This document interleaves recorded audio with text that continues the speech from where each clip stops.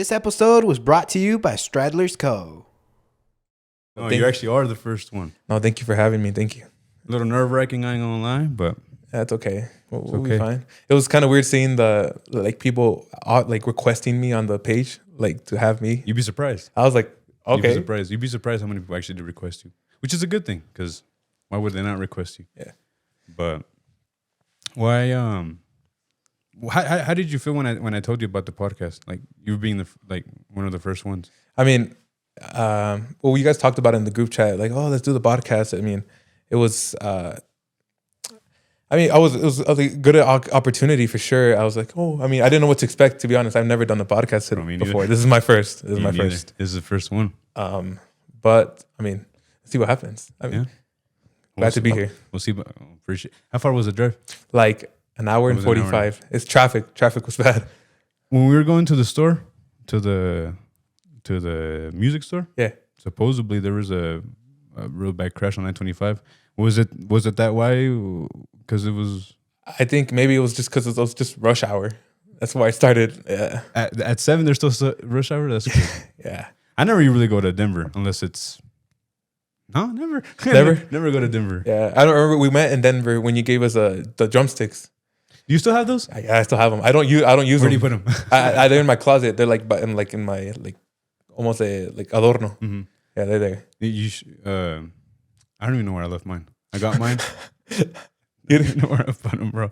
I think it was you. Who else?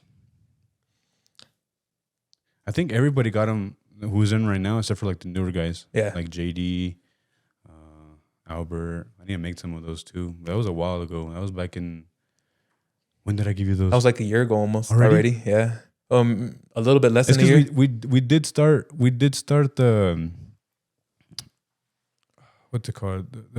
We restarted back in April of last year, and then we barely got it back into it again in January. We let it go for a long time. A while. It was kind of just in the air. The group chat was there, but then nobody would text. We didn't do anything with and the then group chat. One person would be like, "Oh, hey, un paro aquí" or something, and then no one would say anything. It was kind of. That's how we started. That's how we started with just a group chat. Yeah. It's crazy when it was just you, me, and Michael Payan. Saludos a Michael. It was just us three. That's Michael's the first one that hit you up. Yeah, he's the one that asked me. He's like, "Hey, you want to do a vaqueros macizos or some group?" And I was like, "Well, yeah, I don't see why not." How did he explain to you? It was just the drumming club, or yeah, a drumming club. Off the top of my head, I can't remember it's word by word how he You're like, what is a drumming club? I was heard of. Okay. Teach me lessons or something. Yeah, I was just okay, a club, let's do it. I wasn't in a grupo officially at that time, so I was like, okay, it's cool. And then there was kind of drummers from everywhere there, and it was just some local guys, and then some people. Who was in the first? Do you remember who was in the first? I don't know exactly who it was, but I know I'm gonna be honest. I think I talked to Payan, right? Mm-hmm. Talked to him first, and I was just telling him hey, I have an idea because I was inspired by Pileros Pelones, made by Checo. And I told him about the idea, and he was like, "Yeah, let's do it." And I think he started recruiting for me. At the end of the day, I don't even know who was in the. I don't even know who was in the group chat, but I was like, it's because he knew a lot of músicos. It was mostly a lot of Denver drummers too. Yeah, like Alex from the Rancho Norte, and yourself, which is crazy because you were telling me earlier that you were in the group chat, and to be honest, I don't even remember how I just mentioned, I don't even remember who was in the group chat. I remember you being in it. And it just comes to show that this whole time, because it was made, back in 2021? So it's about 4 or 5 years ago. And we let it go for 3 years. And then look at us now. That's crazy. On a podcast. Now, well, I guess, Vaqueros Macizos, it was one of the main reasons también that, got me into where I'm at right now with Manuel. A guy, what's his name again? I mentioned him earlier. Se llamaba Caleb. Mm-hmm. He sent out on the group chat. He's like, "Hey, a grupo needs help over here in Denver. They're gonna play in 3 places." I was like, "Oh, well, I'm not doing anything. I wasn't in a group or anything." So it's like, "Okay, yeah, why not?" And he's like, "Okay." And I reached out to them. We played in Rodeo, and then we also played in National the other San Valentin. It was really really badass lineup, and I was like, "Oh, Maquinaria is gonna be there," and like Manuel is gonna be there, and like it was a bunch of grupos cardenales, and I was like, oh, Were they already doing that big tour when you helped them out? No, not yet. There was like Vive Chihuahua, but it was like kind of like smaller. It was just like, I think it was Maquinaria, Fiera, and like Pescadores, and it's like Reunion, I think, which is like just them. Yeah. And then I think Manuel was also like kind of dabbing in there with them. But yeah, like when I joined was like the mera tour de Vive Chihuahua, where it was like all of us. It was a lot of us. And so you helped out Manuel Reza, right? Yeah. So I guess there in that group I wasn't Manuel Reza yet. It was It wasn't. No, I no. didn't even know No, that. yeah. So he's like, hey, you want to help out this grupo that was from Dallas?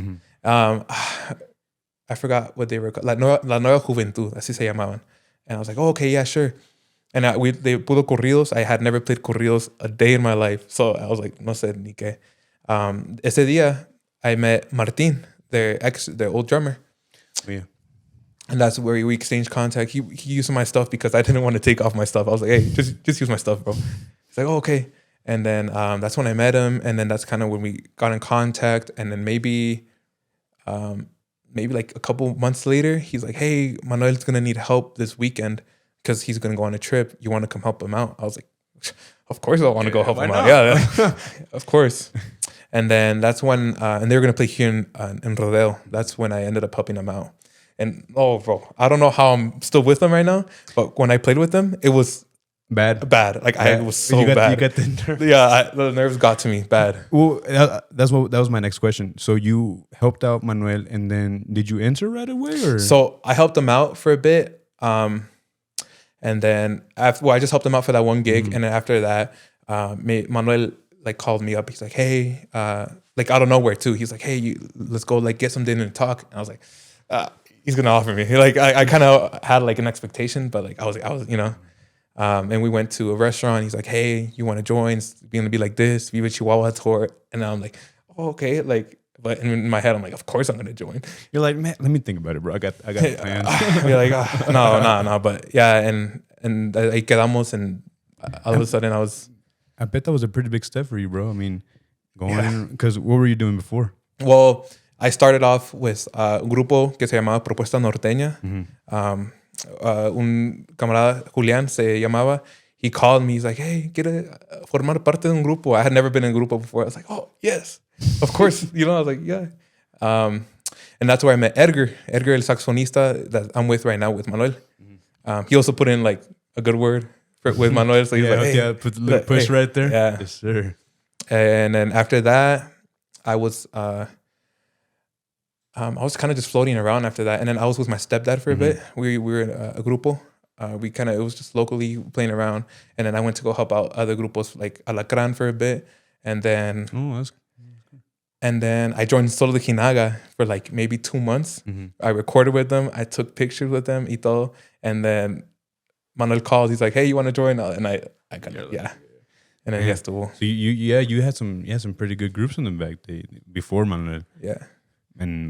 But I'm guessing right when you hit Manuel, I mean, so you entered, I'm guessing the week after, and then you started touring, or was it like? Yeah, it was kind of like last minute. He calls me. He's like maybe a day before they left to Kansas. He's like, hey, you ready? I was like, no. And haz de cuenta, like como te mencioné, que in rodeo, like it was bad. Like I played so bad. I don't know how. What do you mean by bad? I mean, like, did you just not? I mean, like I practiced según yo, like with them, but then like the nerves just got the best of me, and I'm rushing, I'm dragging, bro. I'm like, it's like El Ausente, I think, and I was playing like 130 beats per minute. Like it was bad. And like ahí en ese, polka toda la noche. Yeah, los guapangos too. It was like, oh, it was bad. It was bad. Y luego that night that they called me, he's like, hey, we're gonna go to Kansas. Let's go. I was like, okay, let's go. And I didn't practice a tanda, and they had changed a couple of things already. And I was going without practice. And iba a tocar Maquinaria that day, and us, and then I can't remember who else, but there was somebody else there. No, estaba peor. Estaba peor, bro. Why? I don't know. It's just the nerves. The nerves just got the best of me. Do you still get nervous till this day? I get excited now. Yeah. All that adrenaline built up. Like, yeah, it's the best feeling. And I'm guessing with like the tour, I mean, you meet a lot of good drummers, bro. Oh my God. You just mentioned Maquinaria, Fiera. Everybody, man. Everybody. Do you? I mean, if I was you, I'd probably go up to them because I'm not really a big. I guess what would you say? Like I'm not the type of person to like go up to somebody and be like, hey man, I'm a big fan of yours. Yeah. And I really like your, I do like how they play or their music or whatever the case may be. But like I can't go ask for somebody's picture if you know what I mean. Yeah. Or do you? I mean, when you're touring with them, do you talk to them or do y'all talk to each other? How does that? Because I've never been in a tour, right? Especially like Vive Chihuahua. I've never been in a tour like that. What is that like behind the scenes? Like, do groups get together? Yeah. I mean, in the drummer scene, right? You have a lot of equipment. Do you borrow people's equipment, or Yes. I mean, how does that look like? I guess equipment wise, like Vive Chihuahua, since it was like 7 grupos a veces, like one night, It's crazy. it'd be us, Reunión, Furia, Alianza, Pescadores, Fiera, Maquinaria, y La Energía. So 8. Would that be an hour each? Like an hour each set? No, Like 30 minutes maybe. Like us, lo que viene siendo us, Reunión, Alianza, Furia, and I can't remember who else. Oh, sometimes Cultura Norteña would come with us. We would always get like maybe 30 to 45 minutes. And then los otros grupos like Maquinaria, Pescadores, and Fiera, they would always get like an hour. But it was just like everything was so organized. There would only be 2 baterias. We would like tornear to who would put theirs. Like it just depends on the weekend, or like I talk between drummers. I guess the managers were the ones that kind of organized that. They were like, okay, Maquinaria That's puts it this interesting, day, bro. and then Fiera this day, and then it's Maquinarias and Fieras, and then we just like switch off. So as one group was playing, the other ones to stop. You'd think it'd be the drummers that have the say in that. Yeah, Which I mean, I guess they kind of do. I guess it's mostly the managers, the group, like the groups individually. But usually more all the time it was like the big headliner groups that would put the drum sets. Did you ever have a real bad gig on one of those tours? Oh, bro. Oh. Me dijeron el chingacueros una vez. Dude, don't tell me you're one of those, bro. It was bad. Es que Brand new heads, and then you just decided I'm gonna put a hole in this one, bro. and not just one drum set, 2 drum sets, bro. On the same, I mean, No, not the same night, pero Back es to que back. it was a Vive Chihuahua. It's Friday, and then Saturday I think it was here in El Phoenix, or I don't know. They changed the name, I think. And then I'm playing with I was playing with Vic and Firth, like the red nylon tip ones. Yeah. And on the top of the sticks, they were broken, but I had no idea. So they were like all pointy. No. Like de tanto usarlo already. Like they broke. They had broken off the top, but I didn't know. Yeah. Because I was just like, oh, puse las cosas. Okay, I'm gonna play. And then it was Fiera's drum set that I used that first day, and I guess like the little tips, like todos los cueros, all of them, like all the toms, they're all like dented really, really, really bad. And I had no idea. Like I still to that point, I had no idea that was my fault. I thought, oh, the cueros, like that's weird, And I just moved on. That's weird, yeah. I don't know what happened. And then the Saturday, me tocó con Reunion's drum set. Mm-hmm. And then that's when their drum tech at the time was like, hey, you did this. I was like, what? And he's like, look at your drumsticks. And that's like the drum sets were like the cueros were really, really, really fucked up. Like bad. Esos were the worst ones out of all. Did you have to pay out of your pocket or? I didn't. No? I didn't. They no me just cobraron because they used like a heat gun to like fix it and stuff. But those ones, like, I was surprised that they didn't. But so like it got me a really bad reputation for like a couple months because nobody would want to let me use their drum sets. Because somebody, no sé quién era, but somebody put like in the group chat of like all the managers and stuff to not let me use the drum sets because, and then le mandaron una foto. That's crazy. Yeah. Were you usually the first group playing all the time? Or was it like, or did you ever close? I don't think we ever closed, but sí nos tocaban like buenas horas. Like everybody would tornear like us four, los que siempre abren, siempre torneamos. There was one time in Chicago, we got like after, I think, who was it? After Furia, and like after everybody, we got a really good hour because teníamos que, dobleteamos ese día. And I felt like a movie that day. Because, you go play over here at the spot, and then it's like sold out, packed. And like, you're in the bus in Chicago, and like with traffic everywhere. And like, you're like, hey, we're going to get there in 5 minutes. Everybody has to be ready. And you're like running through the crowd to like go up and play. And they're like, okay, let's go. And then just, you go there, and then like just a crowd of people just like yelling. How does that feel, bro? It's it's I don't know how to explain it. It's an amazing feeling. I love it. I wouldn't change it for anything. Like that feeling when you get out there, you just everything that you think about in your life is It just flashes before you. Yeah, you're like, wow. all right.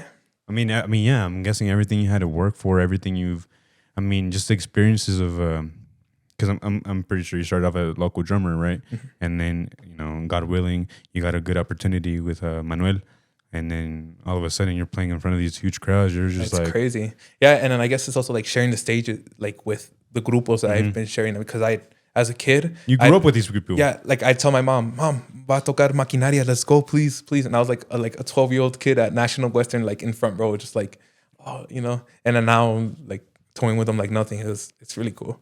It's a cool feeling when you you look up to somebody. Like for instance, I grew up with Fiera too, and I had the pleasure of playing with Pericos for a little bit, which was Victor's group, Yeah. and he was with Fiera, so kind of playing with him, him being the badass sax player he is, and then you're just like how, right? Because like you look at them at the music videos, you go see their shows.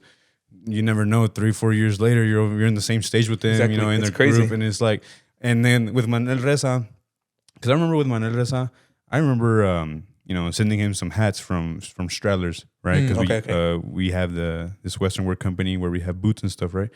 I remember we texted him one day, and we sent him a hat, and it was just like. It's crazy because like even in those instances like you see them like on the TV like with Tengo Talento, Yeah. and it's just like, Oh, that's crazy. like that's crazy, like Yeah. and then it kind of hits you. You're like, you don't even think like how you said it was a dream, right? But then you just kind of soak in the moment, and you're like, well, yeah, I mean, it's just it's a cool experience. No, gracias a Dios, I've accomplished a lot of things, but there's still a lot to be accomplished. Any new tours coming up? Right now, it's está calmado. Mm-hmm. We're like, I know Manny's working on something with the record company to get us, like going again, like así. But like the last 2-3 years, like this last 2 years I've been with them, we toured from like February to August without like nonstop.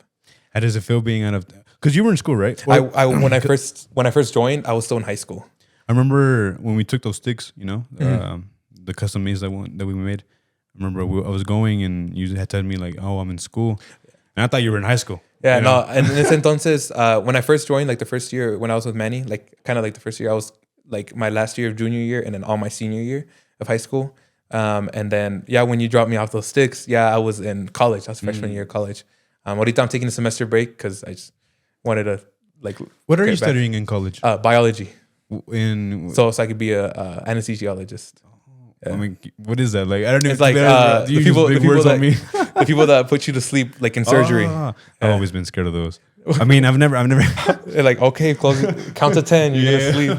I've never had anything. Thank God, anything like that. Mm-hmm. But just the feeling of, or just the thought of like going into some a doctor room and then you're just chilling and all of a sudden it blacks out, or all of a sudden you wake up and you don't know what happened. Yeah. And I mean, is it safe for everyone? All that? Yeah, it's really safe. So medicine ahorita, it's really safe. I mean, I guess that's a dream of mine. But number one dream, live off music for the rest of my life. Like that's every musician's dream, I guess, to be like never have to work a day in life because they're playing music all the time. What would you like to have in in your future? Like if you can live off of music, would that be like a recording studio or like a shout out to Denver Percussion. We went to this music store in Denver, bro. Biggest store I've seen with drums. You gotta go. I'm definitely gonna go check it out. You gotta go this weekend, bro. Yeah. I don't know if you're off, but you gotta go. Tell him Mario sent you there. But we met the owner Pete, and real cool guy. And then we show up to this place because that's where I bought the bass drum head. We show up. It's like every other regular store. Has some cymbals here, some kits set up. It's just like pretty nice. Yeah. And then the owner, which we didn't know at the time was the owner. He's like, yeah, like what are y'all looking for? Like, oh, we just called about the bass drum because a lot of these music stores don't have, and especially these sizes and stuff. And you're like, oh yeah, we have it right here.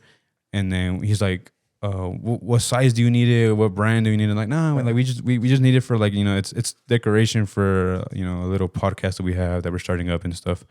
He's like, oh, you know, well, you know, do you mind if I show you the place? I'm like, yeah, like we have time. Oh, that's cool. 30 minutes went by. We're still going Still room there. by room, bro. Yeah, a big Huge. collection from cymbals to, you know, congs to everything you can imagine. You should go, and then it's because when you show up, it's like I don't even know how to explain it. It's just like a little building, you know. Yeah. And then you wouldn't expect for this big ass store to be in here. And yeah, he showed us everything, you know, and just shout out to him because, you know, I told him that, you know, I had to give him a little shout out, but it's, yeah, you got to go. I really want to go check it out. No, you really got to go because the only other place I know that has some pretty good equipment is Rupp's Drums. I don't know if you've been there. No, it's also one place I want to go. It's pretty cool. It's also far from my house. Like the place that the place I go to is this Boulder Drum Shop. It's like maybe 20 minutes from my house. And every time I go there, everything I need, there. Gone. Or, No, it's there. actually there. It's always there. But every time I go to like a guitar center and I go and I need space, no. And I'm like, oh, hey, do you have it? No. Okay. We can order it for you. Yeah. I'm like, no, I need it right now. Yeah, I need it. I'm leaving in like 2 hours. Yeah. No, but yeah, go check them out. Go check out Rubs. You know, what's that Boulder place called? It's Boulder Drum Shop, I think it's called. It's really small, but it's really nice. Like Well, they have everything there. If you're in the Denver, Colorado area, you got to go. But yeah, you got to go though. I mean, just check out the place, man. There's some things that I was in there. And I was like, never even knew this existed. Exactly. But you know, Happens a lot. Where you're like, wow, you can use this? I didn't know that. but but going back to that story that I was saying is, you know, like for me, obviously, I you know, if I want to live off of music, I want to have like a store like that. Mm-hmm. You, and for instance, like, what are you interested? Like, I know obviously the drums, but like, you know, in anesthesia, you like putting people to sleep. All right. But like, what else? What do you see yourself like? You know, I made it. I'm living off music. Definitely touring, like musician, Just like touring. playing. That's one of the things, like really big. Also, a recording studio.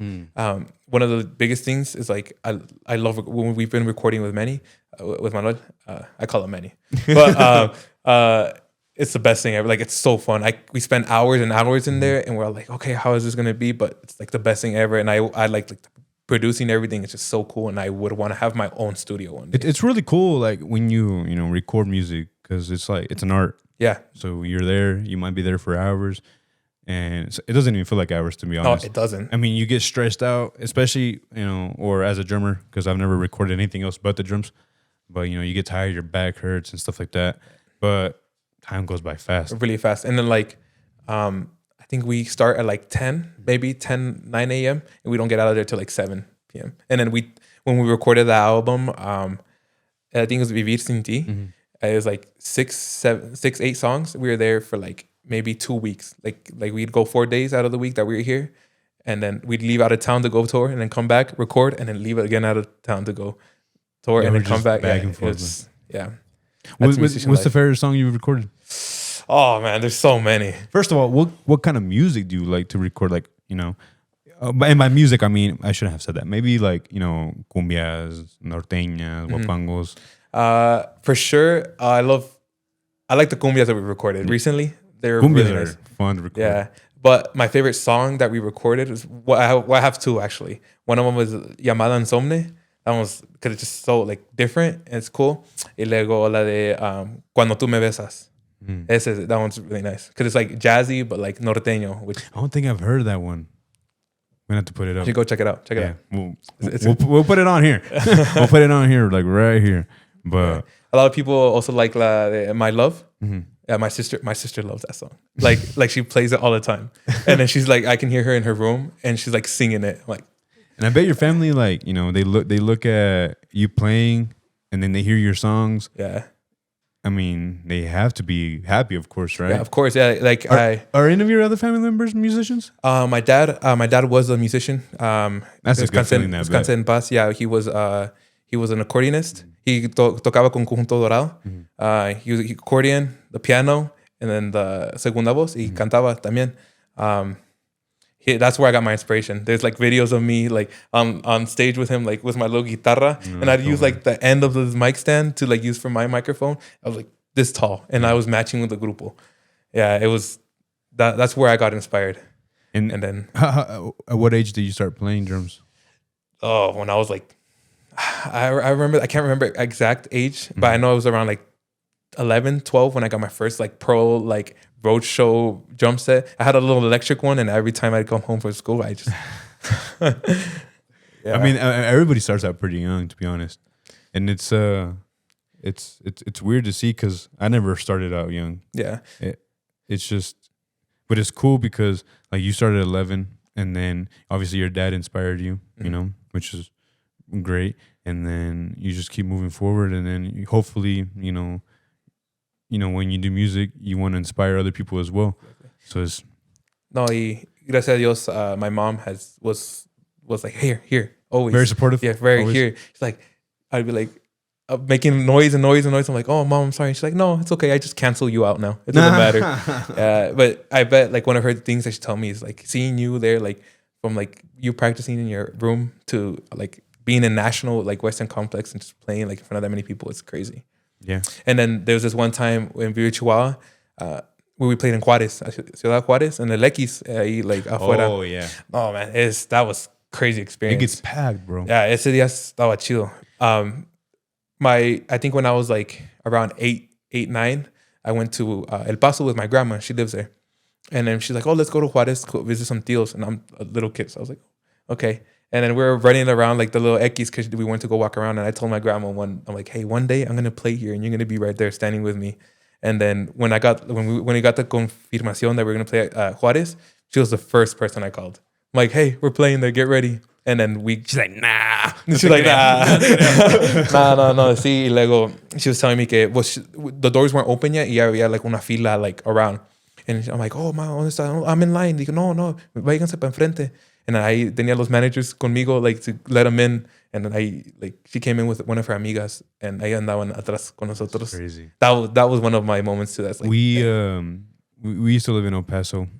And we went to concerts there, or you know, the little ferias that they do, and those shows get packed, bro. It doesn't matter who's playing, you know. It could be it could be a local group from Juárez, and people are just there, just waiting, because like, well, there's not really seating, so people just have to sit up, you know, or stand up all the time, and it's just, I don't know how it gets so packed. Well, obviously, you know, Juárez is pretty big, but you know, people from El Paso, they just cross over just for that, yeah. But you see the crowd, and you're like, yeah. And then I mean, it's not that expensive to get in either, and it's a concert / you know, una feria, so you know they have, you know, games and rides and stuff like that. It's a cool experience, and I've always wanted to play there, you know, because I lived in El Paso for quite a few years.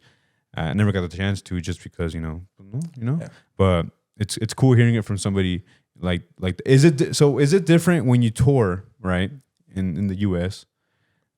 Is it different when you play in Mexico too? I guess. Well, I don't really have like a good like story con Mexico, because we only played in Mexico that one time in Juárez.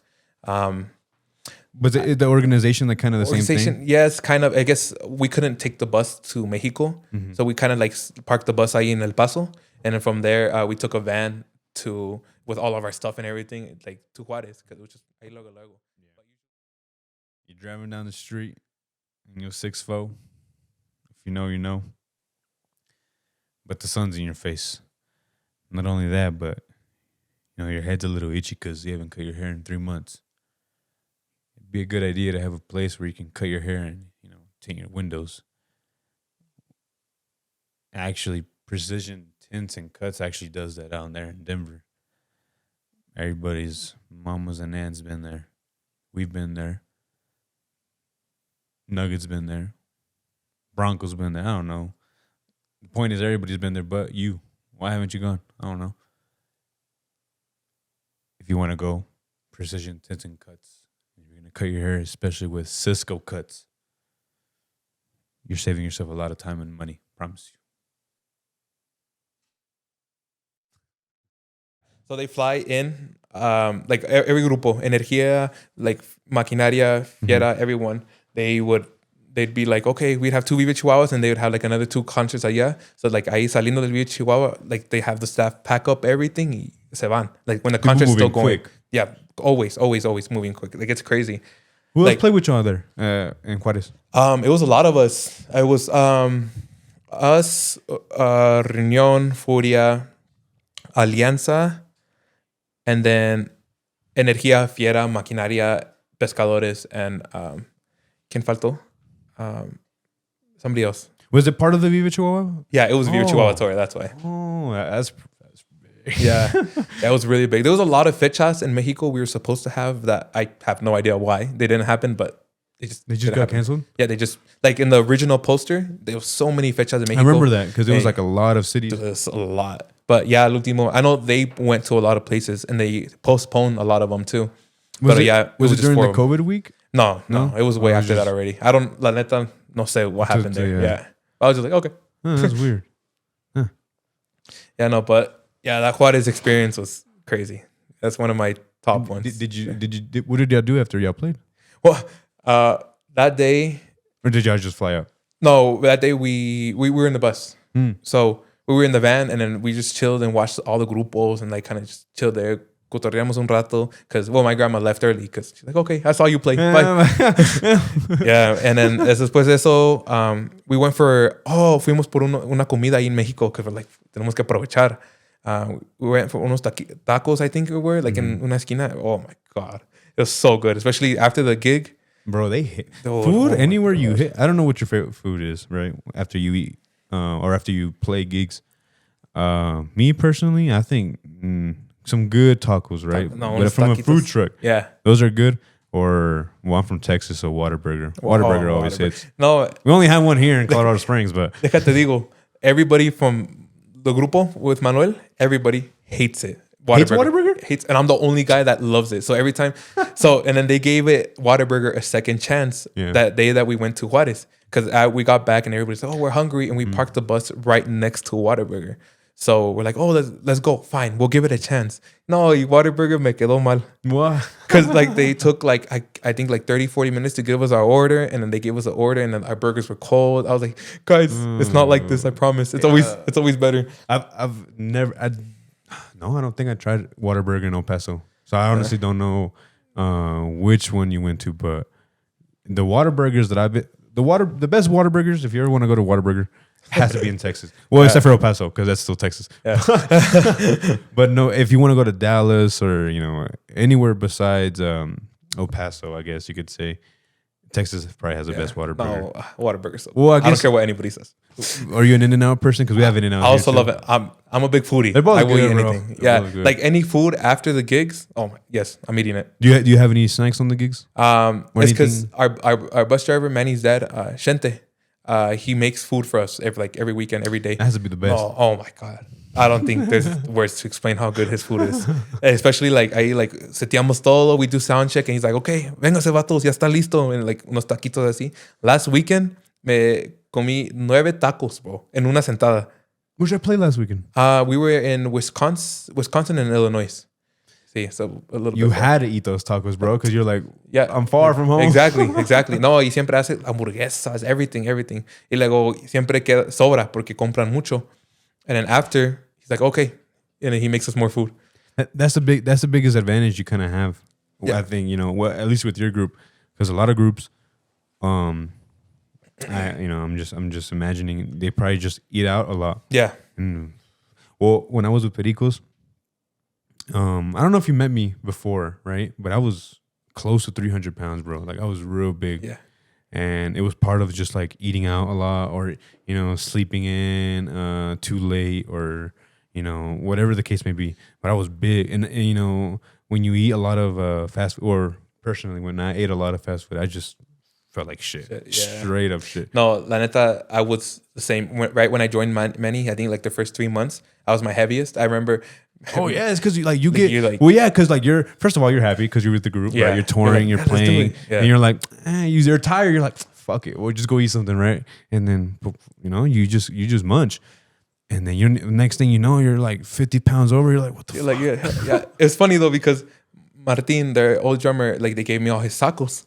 and he was skinnier, and that's when I was my biggest. I was like 265 at that time, and I was like an double XL, like in tacos, and this man was a medium. So they're like, me decían Manuel, hey, just put it on to get up, y ya cuando te subes, ya le quitas. I was like, okay, y ya, like, there's videos of me going on stage like this, like todavía, like with it all apretado. Bro, you gotta send me that video. No, that was in the past. No, yeah, and then but recently, yeah, I've watched what I eat. No more eating out like that, like I see. So you for sure eat good. Do you work out when you're on tour? I mean, it's kind of hard. Según nosotros, Manny has like little pesas on the bus for us to work out, and we're like, oh, let's go. No, la desvelada nos gana. Like it's so bad. Like once so tired, you're like, nah. So with Manuel, what's the average? Like, what time do y'all go to sleep to? Like, I guess it just varies, right? It depends on the gig and depends where, because some bailes se acaban hasta like 3 o'clock in the morning, unos a las 12. You know, depending where and what place. Like your set and all that stuff too. Like the Vive Chihuahuas, most of them would go like 12-1 because they were all arenas and like big places that were like the city, and they wouldn't allow it like after that. But like los nightclubs, hasta las 3 de la mañana, we don't go to sleep till like maybe 5 because everybody's there. Like we pick up and we clean everything up. Yeah, and you're just talking after and stuff. Yeah. Are you a morning person though? Do you wake up early? No, I am not. That's one of the things I was talking about on the way here. I was like, I am not a morning person at all. And then, oh my God, one of the things is like getting up after like a desvelada like that. Oh my God. What time do you usually wake up then? It depends. I guess. Hey, you're like, it also depends. When we're about to play, you're like, let me shower real quick. No, I guess for Vive Chihuahua, ahí sí estaban las desveladas machín because we'd like Friday, Saturday, I see like 5 a.m. go to sleep, 5 a.m. go to sleep. And then Sunday, era un caripeo or algo de día. So we'd have to be awake by like 10 a.m., 9 a.m. so we could set up and dar listos para like mediodía. Running para la on gente. 2-3 hours of sleep. If bro. that. If that, yeah. Y todos ya desveladotes, everybody. Unos crudos. No, bro. No. It takes a toll on your body, bro. Neta sí, bro. And I think that's one of the toughest things of being a musician overall, you know, not just a drummer, musician overall. Not just for the musicians, but like the staff too. No, man. They're the first ones to, put up the stuff. They're the last ones to get the stuff out. And I've never had a bus driver. You do. I'm guessing they just sleep, while you're playing. Or maybe they even go out and see y'all because, they well, it's Chente, which is Manuel's dad. He's the one that drives the bus. And a veces Manuel lo maneja too to help him out because it's la desveladas. He's machín. Because Chente doesn't go to sleep when we get there. He like gets up, he makes us food. He's stuff. Like watching us do sound check for a bit, and he takes a snap here and there. And then that's why Manuel's like, okay, let me help you out for a bit. And then, I'm telling you, man, those it's crazy. And then el camionzote, like driving that, I wouldn't trust myself. No. Do you have to have a CDO or anything like that? No. According to people I've heard from, you don't need one. You don't need one. Try it out, bro. No, hell, no. Pobres Aaron. No. On 925, like, hey, bro. No, bro, it's because the bus it's huge. It's huge. I bet. And my bed on there I've gotten the best sleeps of my life on that bed because it's like I have like a really thick mattress. I made it so comfy. Do you get to customize it? Yeah, everybody has their own bed and everything, so it's chill. But no, bro, it's no. I wouldn't be able to trust myself driving that. No, never. Just try it, bro. No. One day. Who's driving the bus? No. Let me drive the boat. Let me drive the boat. Nah. I told him, I remember once Chente was like, hey, hazlo pa frente. I was like, it was literally just like maybe 4 feet that I had to drive. I was like, yeah, no, thank you. What are the best stories? The best stories have to be on the bus for sure. Because that's like your home on wheels. Basically, yeah. I mean, well. Do you take anything like, If I'd probably take like my PS5, stuff like that. One of the biggest things on Vive Chihuahua, like I guess going back to like a while ago, you mentioned like if we would talk to other grupos, everybody like guys from Energía, guys from Maquinaria, when Edgar was still there, and like everybody would come onto our bus and we'd play like FIFA tournaments. Like I in our bus, and sometimes we'd go to Energía's bus and we'd play FIFA tournaments there. Like it was just like. Everybody would bring something like a PS5 or something, and they would. And what if you won? What would you get? Well, some of them would do like money and stuff like that. Yo, en ese entonces, I spent my money stupidly, so I did not have enough to bet. No, es que a veces they'd bet like a lot of money. Like on the FIFA games? Yeah, on the FIFA games. How much would they bet? No, bro, a lot, bro. Yeah? No. I was like, no. Only FIFA though? Yeah, I wouldn't play. I know sometimes they played Madden or like stuff like that, but I didn't know how to play that. Like I know like FIFA was the main thing. Bro. I'd probably play like some cards. I don't know if you like playing cards. Cards? Yeah, cards. Oh, like like the Joker and all that stuff. Edgar, también en Vive Chihuahua, they would have like chess tournaments. I know there's a video of it somewhere, but like they're backstage, like un bailezote, y luego hay like a couple músicos allá atrás, like with a big ass chessboard. I think it was Adan from Furia when he was with Furia. And then Edgar just there like with a chessboard locked in playing. It was so funny. Chess. I don't know if have you played chess. I before? haven't. I played it. I don't know how to. Chess is pretty fun. I learned that back in middle school, and it was funny because I had a history class, and you know the teacher was like supposedly he was a professional chess player back in the day, right? So like on our free time, especially history, because in history class you don't do shit. He bring out the chess, and I'm pretty sure I cheated because I would beat every kid. But it was fun because like you use your mind a lot. It's same thing with like the cards and stuff, right? And I'm pretty sure it's a great idea to take those things on the bus because I mean it just distracts yourself. Because I'm sure you don't want to. I don't know. Personally, I wouldn't want to look at my phone all day if I was on that. I mean, besides getting sleep, I want to be a little free. And, I mean, I guess you don't want to, but at some point you're just like, well, there's nothing else to do. And I guess one of the things too that like is I tend to eat whatever I saw on site because I was bored. But like kind of going back, sometimes I would have like school stuff to do, but besides that, not really. Because I guess another advantage that I had during the tour is that when I went to go talk to my principals about me going on tour, and they're like, oh yeah, we don't care. And they told my teachers that like they got to take it chill with me because I'm gonna be gone. Bro, dude, it was such an advantage. I didn't do jack anything, bro. That's crazy because my experience was the exact opposite. Like my teachers did not let me do anything, bro. Because I think it was my junior year. We were obviously in like COVID transition stuff, right? So we do everything online, and then coming senior year, I told them like, well. Some kids had this is the fucked up part. Some kids had the option to like either stay online, or go. Because that was 2020. That was kind of like after 2020 stuff. Exactly. Right? Go online full time or go to school full time or be like a hybrid type of thing. So okay. School sometime and then online sometime. For some reason, I don't know if it was like because mind you, when I first went to the school in El Paso. I started off online, but it was my junior year, so I was like the new kid, right? Oh, okay. So I don't know if I was because I was a new kid and they just didn't give me the option, but they're like, nah, you gotta go to school in person, or otherwise you can't graduate. I'm like, oh, so I'm glad you got the opportunity. Yeah, because otherwise I'm guessing it'd be different. Or no, I guess one of the things I had talked to my mom about this because of course I was still in high school, and my mom, one of her things like you have to finish high school. Like, the education. You get your education. She's like, if the school is okay with it, you can go on tour. Her thinking that they weren't going to be okay with it.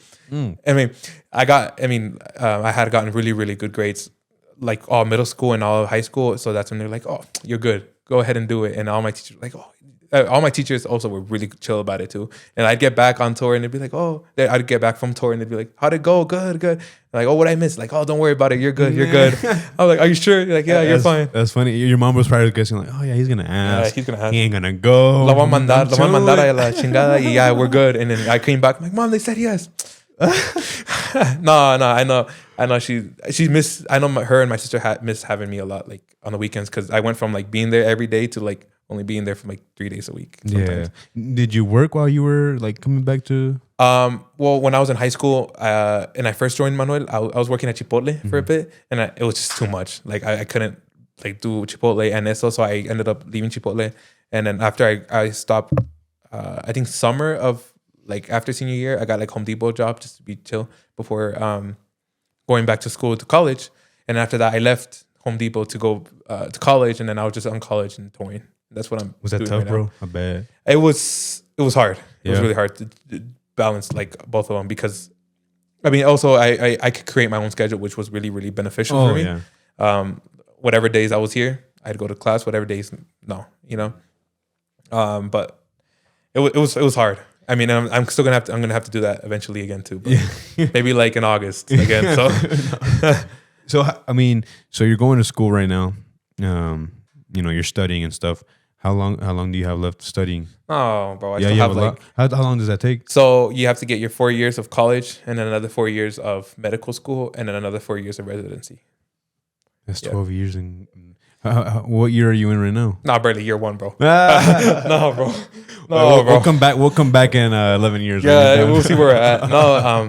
No, I still have a long way to go, man. I mean, I guess residency isn't really school, like you're there, but it's like you're learning. Like you're still learning a bunch. Like they're not gonna be like, all right, Yeah. Go Go out and do put somebody to this. sleep. Yeah, no. That's one of the things. But I guess it's 4 years. It's 8 years technically of like school, like sitting there and studying. What made you want to go for that specific, study? I mean, doctor also seeing, I guess it's like seeing my dad going back and forth to hospitals was like, oh, like, I wish I could help You could have do helped. something. Oh, yeah. So, also a lot of doctor shows I've been watching. Like Doctor as a shows. little kid, like when I was smaller, I'd watch, Dr. Phil or what? no, like Grey's Anatomy and like stupid shows like that my mom would watch, and I'd be like, oh, what is this? And then I'd be addicted to it with them, and I got addicted to all of those shows, and that's what kind of inspired me. Man, I always want to be a mafia boss. I watched a lot of mafia shows. Stuff like that. Yeah, Sopranos my favorite show ever, but I don't know if you've watched it, but I haven't. I'm gonna have to give that so a watch. I guess that's kind of cool in a way because like I guess a show, right? Uh-huh. And then also your dad inspired you to go for that career as well, and it's cool because your dad kind of inspired you to do both All of the things that yeah. you're doing, and that's amazing, man. And Yeah. hopefully you get to do the things you want to do. Hey, I'm still young. Still got some Yeah. time. How old are you? 19, man. I didn't even ask you, bro. That's Yeah. crazy. So you started touring when? Like, When I was 17, 18, 19, yeah, 17. dang. And so oh, dang, bro, I don't even know. Like, that's Yeah, crazy. that's bro. when I first was like touring. Were you for the, sure. I'm guessing you were the youngest. Oh yeah, I still am. Well, how old is Manuel? I think he's 23, 22, if I'm not mistaken. And the rest of the guys same age? Edgar is 22, I think, as well. I'm so bad with ages, bro. Like I'm bad with like remembering stuff like that. Naz, our bass player, he is 22, I think, as well, 21. Y'all are pretty young then. Yeah, and then Andres, our new accordion player, he's also around like 22, I think. So when you have you entered, and I just that you mentioned a new accordion player, have y'all switched out a lot of musicians in the past or Yeah, so there's been really? quite a bit of changes. When I first joined, it was like the original, mostly the OGs. It was Johnny, Efrain, the accordion player, and then Carlos on the bass, and then me and Edgar, and then Manny was just singing. Like, so I think it was just a lot of us. And then Carlos, after a while, he left to join Maquinaria, and he was there for a bit. wow. Yeah, he left to join Maquinaria, which was a badass. That's one of the opportunity. advantages, right? Yeah, that's also like because you never know when one day they're gonna see you play. Exactly. Like you never know who's watching. That's one of the things I seen. Pablo from Adverso. Yeah. He was also one of my like kind of, I want to say, kind of inspirations to the drumming. He's like, I seen videos of him like, oh, like, hey, you never know who's watching. Always upload, always post. Like that's one thing as a musician that you always have to do is upload, because one day Fiera might be like se les va un drummer or un saxophone, and like, okay, It's because we like you. You're Almost. marketing yourself out, you Exactly, know? yeah. And I mean, nobody will really know like that you do anything Yeah, unless you put yourself out there, which is kind of scary because like, you kind of don't want to get judged in a way by other people. And, musicians or people, no matter what, industry you're in, right? No matter what you're working in, people always judge you. no, bro. And, Sí, a mí me tocó like varias veces que I had to go help out. There was a grupo I helped out back then, and they were like, no, primo, la neta no la arma. Échale ganas. No, échale ganas. No, ni eso me dijeron, bro. Me mandaron a la chingada, basically. They're like, no, primo, no, ahorita no. I was like, oh, that was one of my low moments. I was like, damn, maybe I shouldn't be doing this, Yeah, you have to. Every drummer has that. You just. Every musician, I want to say, is like alguien los like no, like nah. ¿Qué están haciendo? Yeah, and it's just like kind of it sets you back a bit. Like, oh, maybe I shouldn't even be doing this. Yeah, exactly. Maybe I should be working. Putting fries in the bag or something. Put the fries in the bag. Yeah, rolling the burritos. Chipotle. But then you're like, nah, I'll just keep. And then eventually, that one message, like for yourself, you have the opportunity to, and then you're like, oh, maybe it was kind of worth it, Yeah. Yeah, no, but I mean, no, like I said, put yourself out there is one of the main things. That's how I'm here. That's why I'm here right now. Did you ever help out anybody in the tour? On the tour, no, I don't think I've ever like No. off the top of my head, I can't remember like, hey, can you help us out for the night? No, there has been times where like, well, like Carlos, it was like out of the blue, like, hey, can you help out Maquinaria on the bass? He's like, okay, and we're on our way there already. So he was like in his bed, like with his iPhone, practicing los tonos, all the songs. Yeah, and then no, bro, I bet that's a bit, it's stressful. no pressure right there. Yeah, because you're playing with Maquinaria, like he's like, yeah, and then I'm, I would imagine when you get like an offer like that, be like, oh yeah, and then it sinks in. You're like, oh fuck, no. Like what did I sign myself up for? Yeah, because like even even if it's Maquinaria or if it's let's say you go help out Primavera, imagine a group, a group that already has a lot of years. You kind of think to yourself like, it should be, they're a pretty older group, maybe, but even then, when they have that, I think it's worse when they have more years because it's a lot of pressure and then it's just, you're helping them out. Yeah, and I guess it depends on like who you're filling in for. Yeah, because if you're filling in, man, if we were to fill in for Adrian, no, bro. Where is he? No, saquen a este vato. No, bro. Adrian, it's crazy, it humbles yourself because like it's just like I'm not really anybody. I ain't shit. Yeah. And they'll probably you probably talk to these people. And that's a cool thing, talking to other groups because like you kind of find out their true colors too. Yeah. Like for instance, I with Pericos I played Billy Bubs over there in Dallas. Okay. It's like this big. It's like the National Western of Dallas, right? Because it's like this big country club, right? And we played with the Rileros. And Chato. Yeah, Chato, bro. There's a video out there on YouTube. Probably put it right here.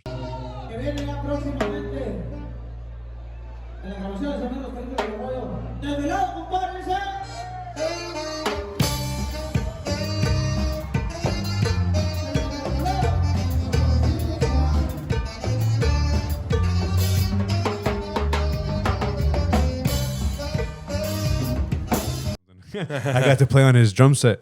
And it's just like, you talking to these people and you hear all these stories like when you don't want to meet your idols because, it'll be a bad, rep for them but you can't blame them though because, sometimes on tour they're tired or whatever, right? So you probably get like a bad meeting. But now when I met Chato, most humble dude ever, bro.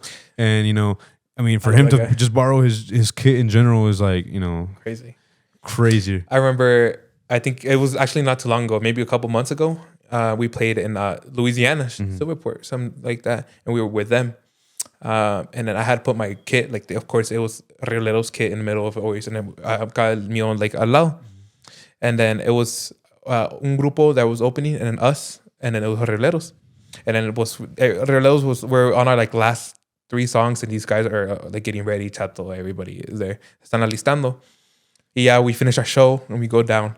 And Chato, he gets me, like así luego. He's like, hey, ¿por qué puso su batería? I was like, whoa. Me dijeron, like órdenes. He's like, no. And he's like, usted toca muy perro, like toca muy bien. Usted mañana va a usar mi batería because we're going to use, then he's like, usted tiene mi permiso. Si tiene algún problema, me avisan. That's I was like, crazy. I was like, okay, muchas gracias. And then on my way to the bus, I'm like, guys, guess what just happened? No, bro, it's one of my like, damn. That's a crazy story. Yeah, man. I was like, oh. I mean, if for you to get a comment like that, especially from Chato, because Chato's a person that a lot of people, not necessarily. Well, yeah, I guess you could say copy their style, like copy his style at least, or influenced by his style. But just having Chato, like I said, letting you borrow his stuff, it's the same way I felt because you're like I said, earlier, you get happy, when you get these offers, and then you let it sink in, and you're like, oh, like what if I put a dent in this, or what if I break this, or yeah, exactly. It's kind of scary. Yeah, but then you're like, oh, like I want to grow up and be like that. Exactly. It makes you don't want to be like a stuck up guy. Like, no. And stay humble. And Chato's one of those guys for sure. Man. And I got the pleasure to meet Adrian too, and same thing. Mm-hmm. This was back in COVID, so he was in El Paso, and thanks to one of my Well, I guess he was a close friend, you know. Eric Urias, you know, the son of X Urias. He's the one that actually got me hooked up with Adrian. He's like, hey man, they're going and he'll be on Paso. And I was watching the Super Bowl. I remember because I was watching the Super Bowl and I was like, bro, if I get to meet Adrian right now, I am living this. Fuck the Super Bowl. Yeah, no. And he was like, Eric told me like, hey man, he's ready and stuff like that, and you can go, and he's setting up. I'm like, and I don't know if you ever played at Tequilas in El Paso. I don't think so. No. Yeah, well, I went there and it was like a 45-minute drive. I swear I made it in 20 minutes. I swear I made it in 20 minutes. So excited, huh? No, man. That feeling like when you're driving, like I remember driving back home from the meeting that I had with Manuel, I was like, oh my God. And like, you put the music on. You're just like, you put the music on, you're like, you like, reminisce and stuff. Yeah, man, it's a blessing. It's a blessing. And it's crazy because I feel like the drummers are like the people that get, they're like the underdogs out of all the musicians. For most groups, right? Because you obviously got like the legends and stuff like that. Like what you just mentioned, like Adrian from Primavera and Chato. Obviously, other musicians, admire them too. But it's mostly like the drummers. Obviously, because we're in the back. We should change that, bro. We got to put it in the front. Bro, no, like I remember Tony from Maquinaria. He would put his drum set like enfrente because he sang a lot of rolas. Yeah. So it would be like, it didn't look bad actually. I think it looked kind of cool. Like así like la batería ahí enfrente, hasta con riser lo puso, and then like batería así. And so whoever was in front of him, so he macizo la pata, That's crazy. And then like el otro grupo así. Like I didn't think it looked bad. I think it was. I think Tony was actually one of the first people that I saw doing that. Yeah. And I remember, I believe it was Jay. When we did the first episode, we were talking. He's like, man, I don't know what we were talking about, but he had brought up like, oh man, wow, we should put the drummers in the front. Yeah. And I was like, yeah, let's do it. Yeah, let's do it. We're gonna be like, have you ever seen I think it's Motley Crue. Do you know who Motley Crue is? This is a rock and roll group, bro. You should look it up. And their drummer, if I'm not mistaken, it's called Tommy Lee. His name is Tommy Lee. Oh, okay, yes. I know who he is, yeah. Bro, he plays, I don't know if you've seen this video before, but he plays and like he's like rotating in this big circle. Oh, I know what you're talking about. Yes, I'm yes, like, imagine norteño sax. Imagine. Like un guapanguera or something, like andan tocando y luego dan vueltas. No, eso sí es un show, bro. Eso sí. I wonder what has to go behind all that. Oh, a lot, because you imagine having like strap in each stand individually. I would imagine like be bolted down, but exactly. Like, but like I don't know how. Exactly, like because the equipment like not really. Or maybe like a big like rack. You know how they have the big racks and just bolt those. I don't know. Because have you seen Manas's kit? No, he has a shit ton of things though. God, bro. I've seen that. I really want to go see them when they come here to Red Rocks. But yeah, when are they coming? In September, I think. Yeah. Off the top of my head. Gotta go, bro. Dude, it's on the list. Have you seen the Mana like cowbell on Guitar Center? Oh yes, I have. I wanted to try one. I know who had one. I know somebody had one from the tour, and it sounds really nice. I thought it sounds nice. I think I know who you're talking about. I'm not sure. I know who you are talking about though, because one of the first people that I saw using them was in that tour. I'm not sure who it was. I want to say it was Tony. I'm not sure if it was him. Honestly, I don't know. I think it has to be Tony because there's nobody else that I've seen like use. How does it sound though? Did you ever try it out? I liked it. Yeah, I always use his kit. I would always use it. Who was your favorite kit to use? Oh, honestly, there was a lot of them that I loved using. But for sure, Pescadores' kit that they have. I just used last weekend. It's so nice. It has like that sub. Like the sub seat. Yeah. I used that for the first time. Dude, I'm going to buy one.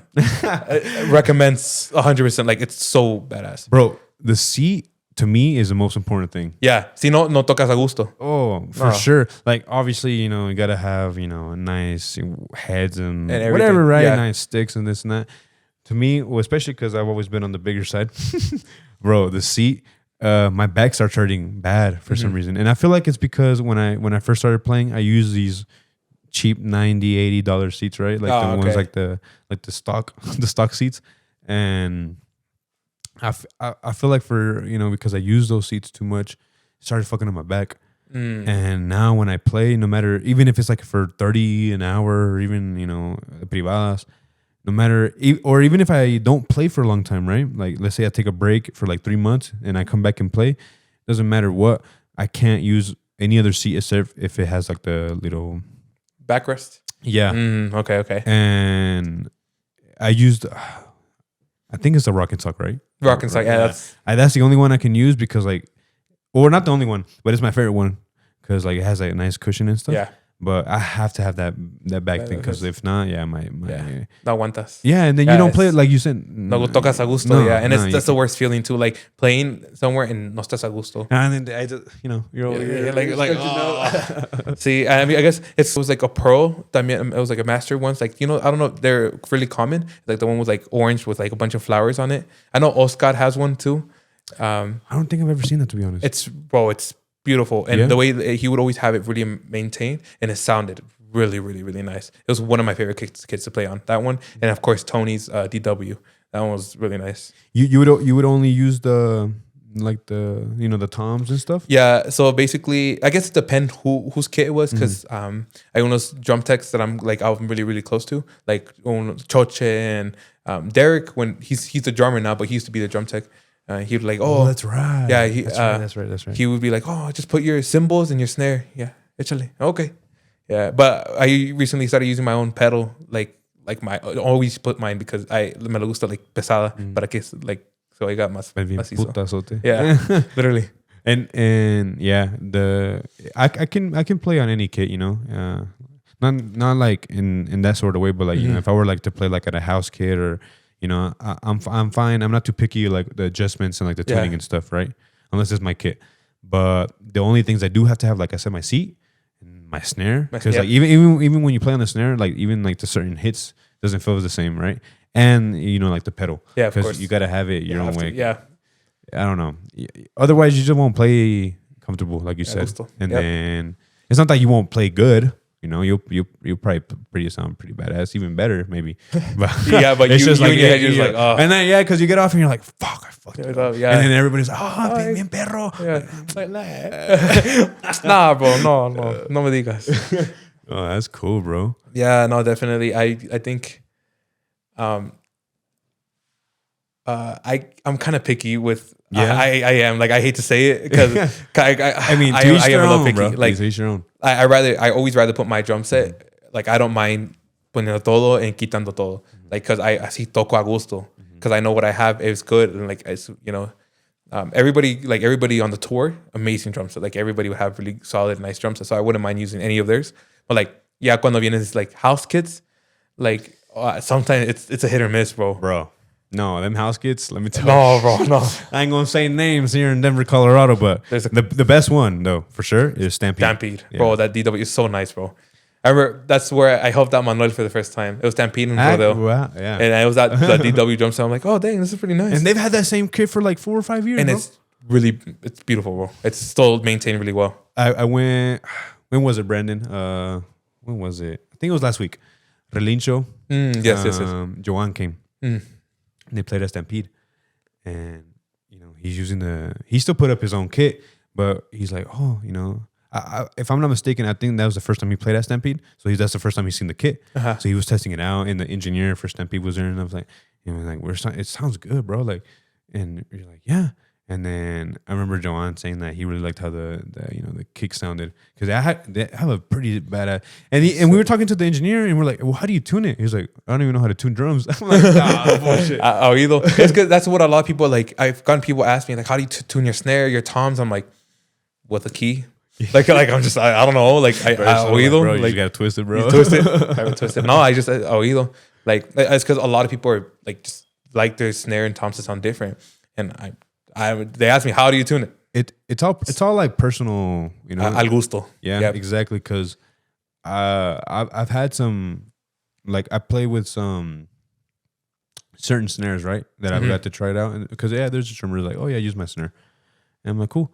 And from the outside, like, because I hear them play right on their snare, and I'm like, oh, that's a badass snare, it's tuned up. But when you start playing on it, I don't know, it's just a feeling, right? Yeah. So to me, when I tune or anything, and I'm pretty sure it's the same thing for you, either the toms or the kick or the snare, I always just go by how it feels on my hand, on my wrist. If I don't like how it feels, even if it sounds badass, I just don't do it. You don't like it? I'm not gonna get that shit. Yeah. But it's the same thing with the house kits, bro. Stampede's the only good one. I think Rodeo just got a new DW too. I haven't played in Rodeo like for the past year, I think. Yeah, It's been a long time. While. Yeah, because I was playing because ever since I got out of Pericos, I got the opportunity to play with a lot of local bands here. Okay, and Rodeo was every weekend, bro. Rodeo's the spot. Yeah, and Rodeo doesn't have a bad kit. But you'd have to put like your stands and your cymbals and stuff like that. But if they got a new kit, and I mean that's what I seen like on videos. They had like a new DW. I think. Yeah, because they didn't even have. I don't even know what they had, to be honest. Yeah, it was like a random. I think it was a Pearl. I think. Yeah. If I'm not mistaken, it's Manuel's old kit. He's el que toca la batería with Entreguida, I think they're called. Oh yeah. It's there. It was his kit, I think, and he sold it to them. Oh, that's cool. I think, if I'm not mistaken. Hey man, well these places gotta get new house kids, bro, because yeah, there's some places, I guess now Stampede and Rodeo. Besides them though, it's also it's tough, bro. No, bro, there's a couple clubs here. When I played locally with my stepdad, there was like a couple, like 2 clubs. They're like kind of like twins. Not gonna name names, but I'd go, I'd set up my kit, maybe 2 songs in. I think me tocó 3 veces. Get out of kit, the parche would break. So instead of them buying a new parche, they just put tape over it. Like assuming that it's gonna work. I'm like, so like every time they just keep putting tape, and they're like, oh, at some point they got a new one, but they got like the one that comes with the kit. Like they just put like the ¿cómo se dicen eso? Like it's already like tuned, right? Yeah. El que viene con él, basically. It's like, so it lasted maybe a week and then the same thing. Well, I mean, I guess it's not their responsibility, right? Yeah. But if you're gonna have a house kit, I would at least have some backups or something.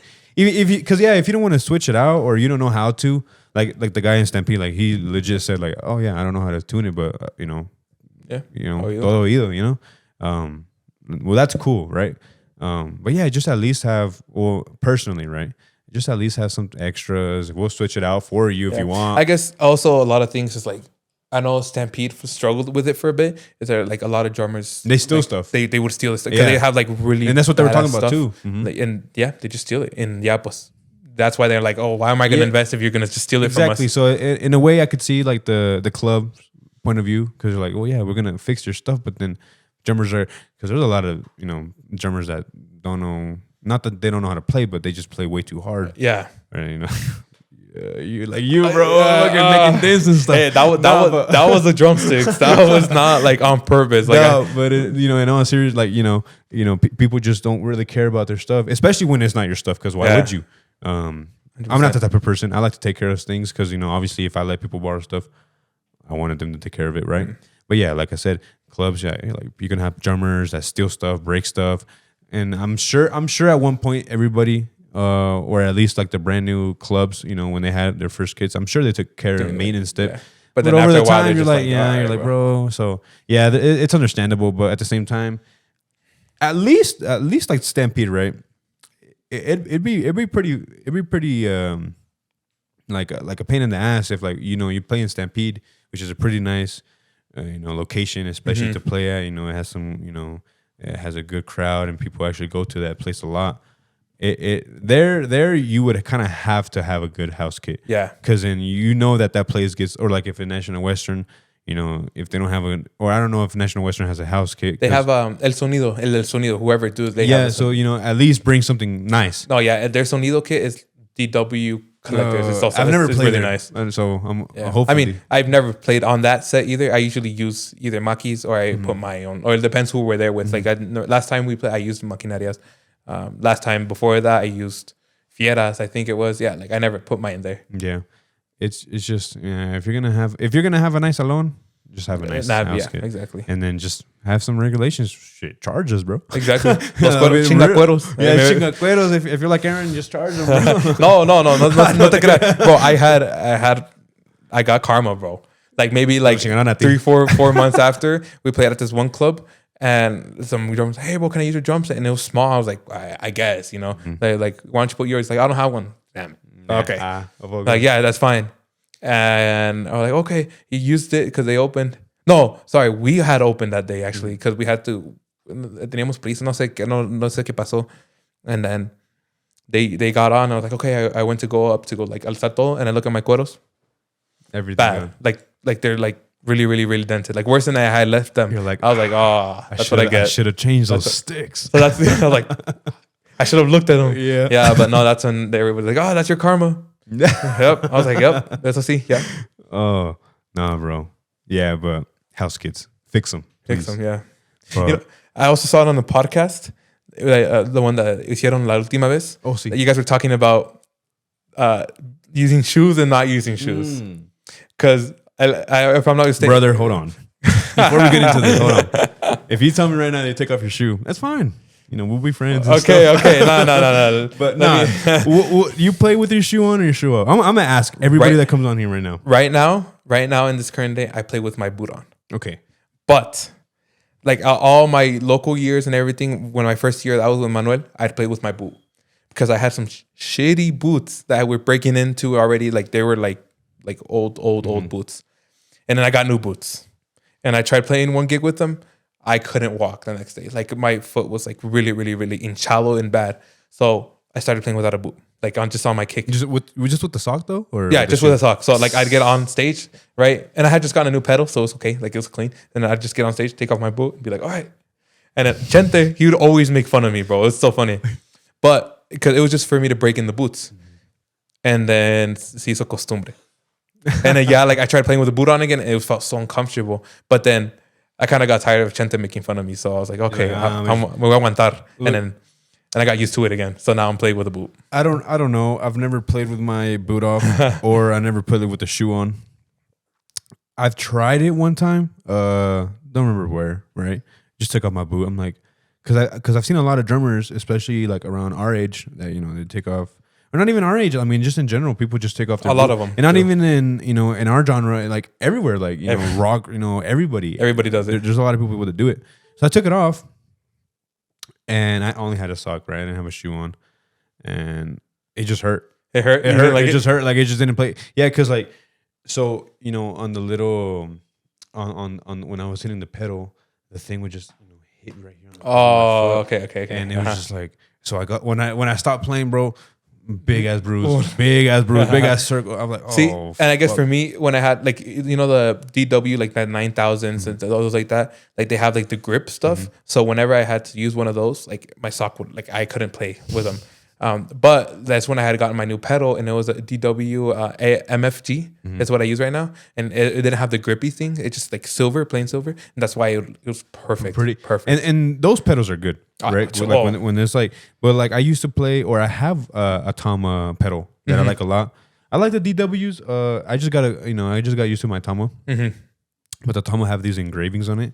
So when you play with it without a sock, I don't know about a shoe because I haven't played with the shoe yet. Which I'll prefer a shoe. I think I'd play with the shoe because honestly, it feels good too. It's more comfortable. Yeah, but with the sock and like in the engraving, no, I just couldn't. And like I said, we're going back to the playing comfortable, and it might sound good, but it won't feel good. Yeah, exactly. No, but nowadays I play with boot on. Now you play with the boot on because there's a couple of videos on TikTok that you'll see of me. With your shoe off, with a shoe on, and then with the boot on, and then a boot off, and then even there's a couple comments from like my cousins that are like, "Hey, where your boot go?" Like, all right, guys.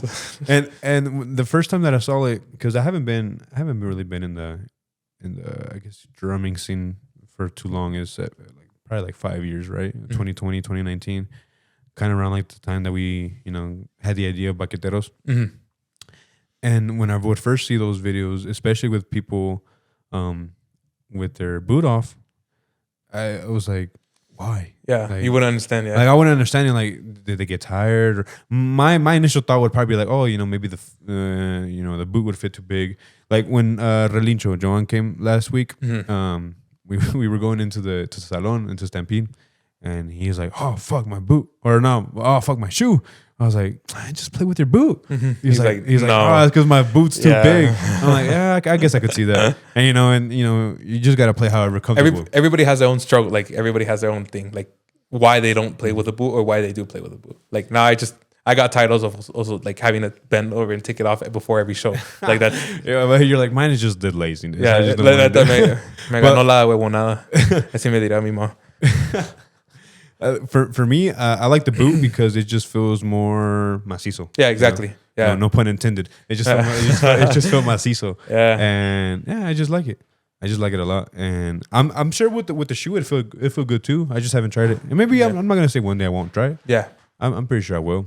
But I'm gonna ask everybody that comes on Everybody. here, bro. I bet most of them are gonna be like, oh, with a boot or with a shoe. With the boot. But like, there's also like, I know Oscar, like for example, I know he no usa bota because he's ellos tocan like corridos. So maybe he's gonna be like, oh, shoes. Yeah. Yeah. Which is also like, damn. Well, and it's funny because like in his genre, right? They're not. Well, I don't know. I don't really see them seeing like putting on boots or like exactly. Tejanas. It's a Exactly. whole different style. Yeah, it's más norteño. Que So tiene, yeah, exactly. So they have like besides like boots, they have like these like nice luxury shoes and shit. Mm-hmm. And it'd be interesting to talk to him and like, hey man, like you want to play with those $300 shoes or you're gonna put like Crocs? Some Crocs on. Imagine, hey, they're comfortable, man. Hey, they are. I would wear some Crocs too. I think if I play with the shoe one day, it's gonna be Crocs. Crocs, hell yeah. Oh yeah, for sure. Yeah, no, man. But it's So I'm gonna go back to your sticks when you broke. Cause hold on, bro. No, el chingacueros.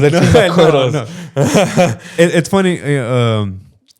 You didn't notice it, right? Because it has like I had no idea. It had a nylon tip. You said, yeah, it had the red nylon tip. yeah. I don't like those because like the red nylon tip they come off easy. And I didn't know that till then. Yeah, I learned the hard way too because I was playing one day and then I was using those Vicvers, the red nylon tips.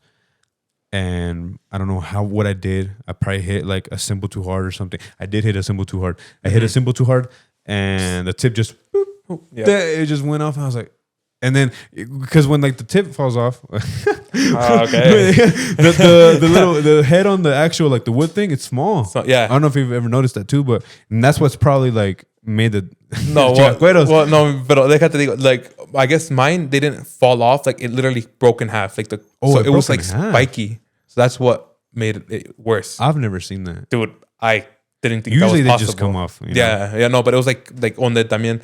I probably hit like the timbal maybe too hard or like a cymbal is where it broke that. Do you just keep using? Did you keep using those sticks? Like, is that your go-to stick still? No, right now I use I changed that a while ago. Like, I didn't like them anymore after a while. Like I didn't like the auto sound anymore after a while. I got tired of it. It wasn't like macizo enough for me. Like I didn't like it. I couldn't get a good one out of it. But right now I use ProMark 5Bs. Oh yeah. Oh, bro. I fell in love. Classics. I fell in love with those. Bro. You like those? They're so nice. With my snare, el auto, and the way I have it tuned, it's perfect. I wouldn't change it for anything. A lot of people use the ProMark 5Bs. Yeah, they're really nice. I've used those too. It's a really nice stick. Yeah, I remember once. It was an accident. I was in Pico Rivera. No. It wasn't that bad though. Estábamos en Pico Rivera when we played there. It was Vive Chihuahua. Ese día andamos todos bien crudos, bro. Because that last night we had played in Las Vegas. Todos estaban así. And then me tocó con la batería de maquinaria. And I had my baquetas ahí. Pero it was hot. So my hands were super sweaty. So se me fue un palo. I was like, damn it. So I reach and I look and my drumsticks, they're not even there, like hasta allá. So I can't reach them.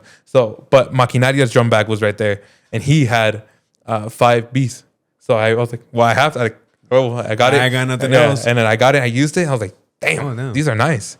And I kind of and I changed it to the auto one and it sounded más like nice. And I was like, damn, I'm switching. I'm convinced. The 5Bs are like a pretty, like a well-balanced stick. Yeah, they're really nice, man. Not too heavy, but not too light. Exactly. I use the 2Bs. So it's like, those are lighter, right? They're heavier. They're heavier? Yeah. Really? Yeah. They're more like the rock ones, right? Okay. Yeah, they're I think they're used like more like for rock and roll and those type of genres. Yeah, hardcore and stuff like that. I just like the feeling of I guess when you use those sticks, they're heavier. So same thing with the pedal, the pedal's heavier, so you want to kind of use it a little more and hit it more. Same thing with the sticks. But I switch off from 2Bs to 5Bs, but preferably 2Bs. Not necessarily any brand, to be honest.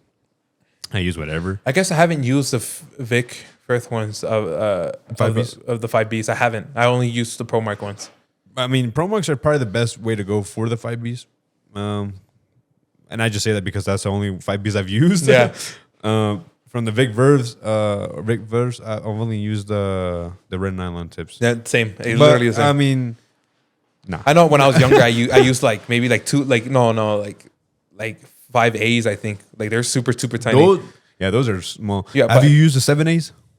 I think so. It's even tinier, bro. I had like a bunch of random drumsticks when I first started, and I just like I didn't know. I was just like whatever. Hey, it works. And at one point they'd break, and I just put tape in them. Have you ever thought about playing any other genre?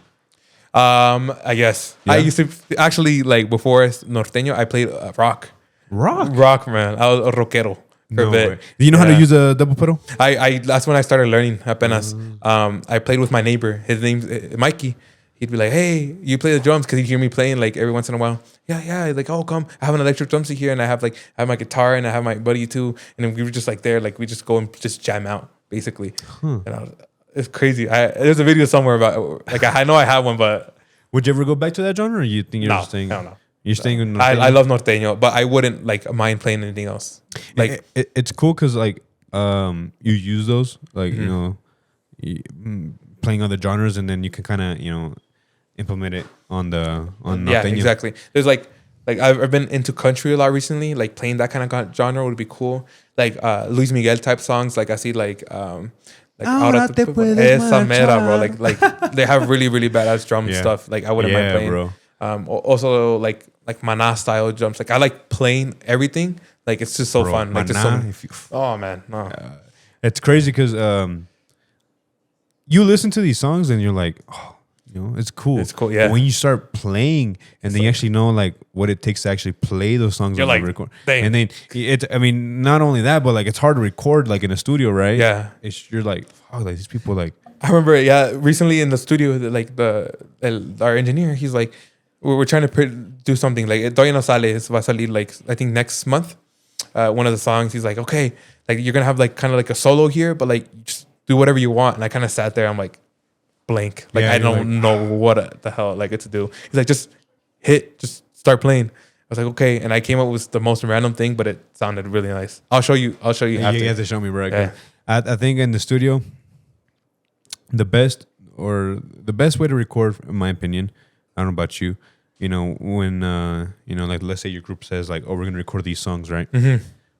I would prefer not listening to how the song goes, or like if it's a cover, or if it's like an original, Mm-hmm. and I would just come up with an idea in the studio because like I feel like that's like the most original. That's thing. what we do. It's crazy because like there's been one time that we practiced the song that we're gonna record before recording it, and it was like our first song that we recorded. It was like Todo Lo Que Haces. It was one of the first ones, like the first one that we recorded, and we're like, we practiced it, and it was just kind of like, it salió. It sounded nice, but it wasn't what like it could have had more potential.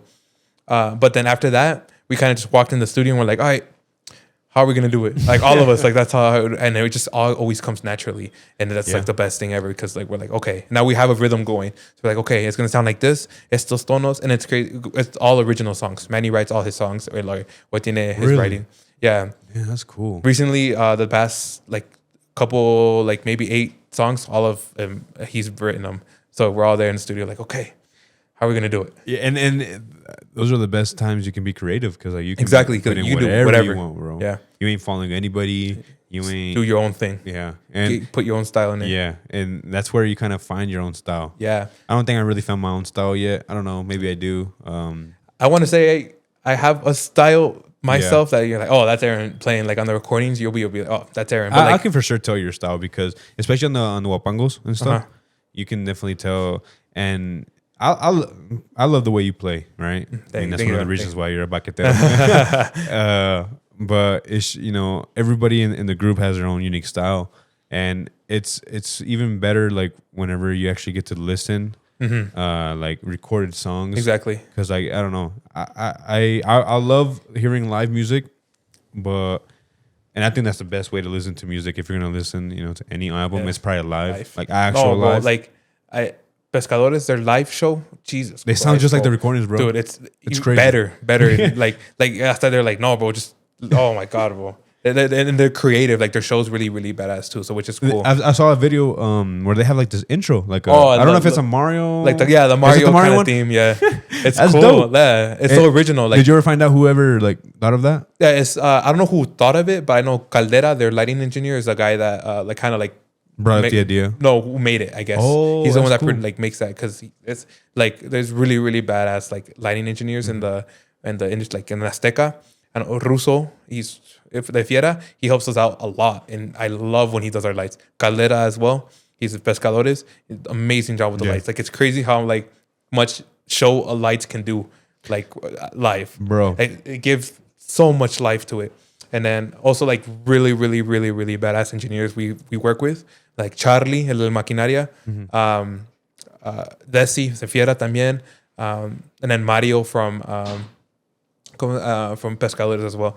Well, like live sound really, really badass. It just makes the whole show even better, bro. And like, and it's honestly props to those guys that that even the show happens in the first place. Because I mean, if it wasn't to them, shoot, nothing. No, I mean, obviously you're gonna play, but it's not gonna be the same. Yeah, no, because like they put on the show, and then and it makes the crowd feel everything. Yeah, but no, playing live.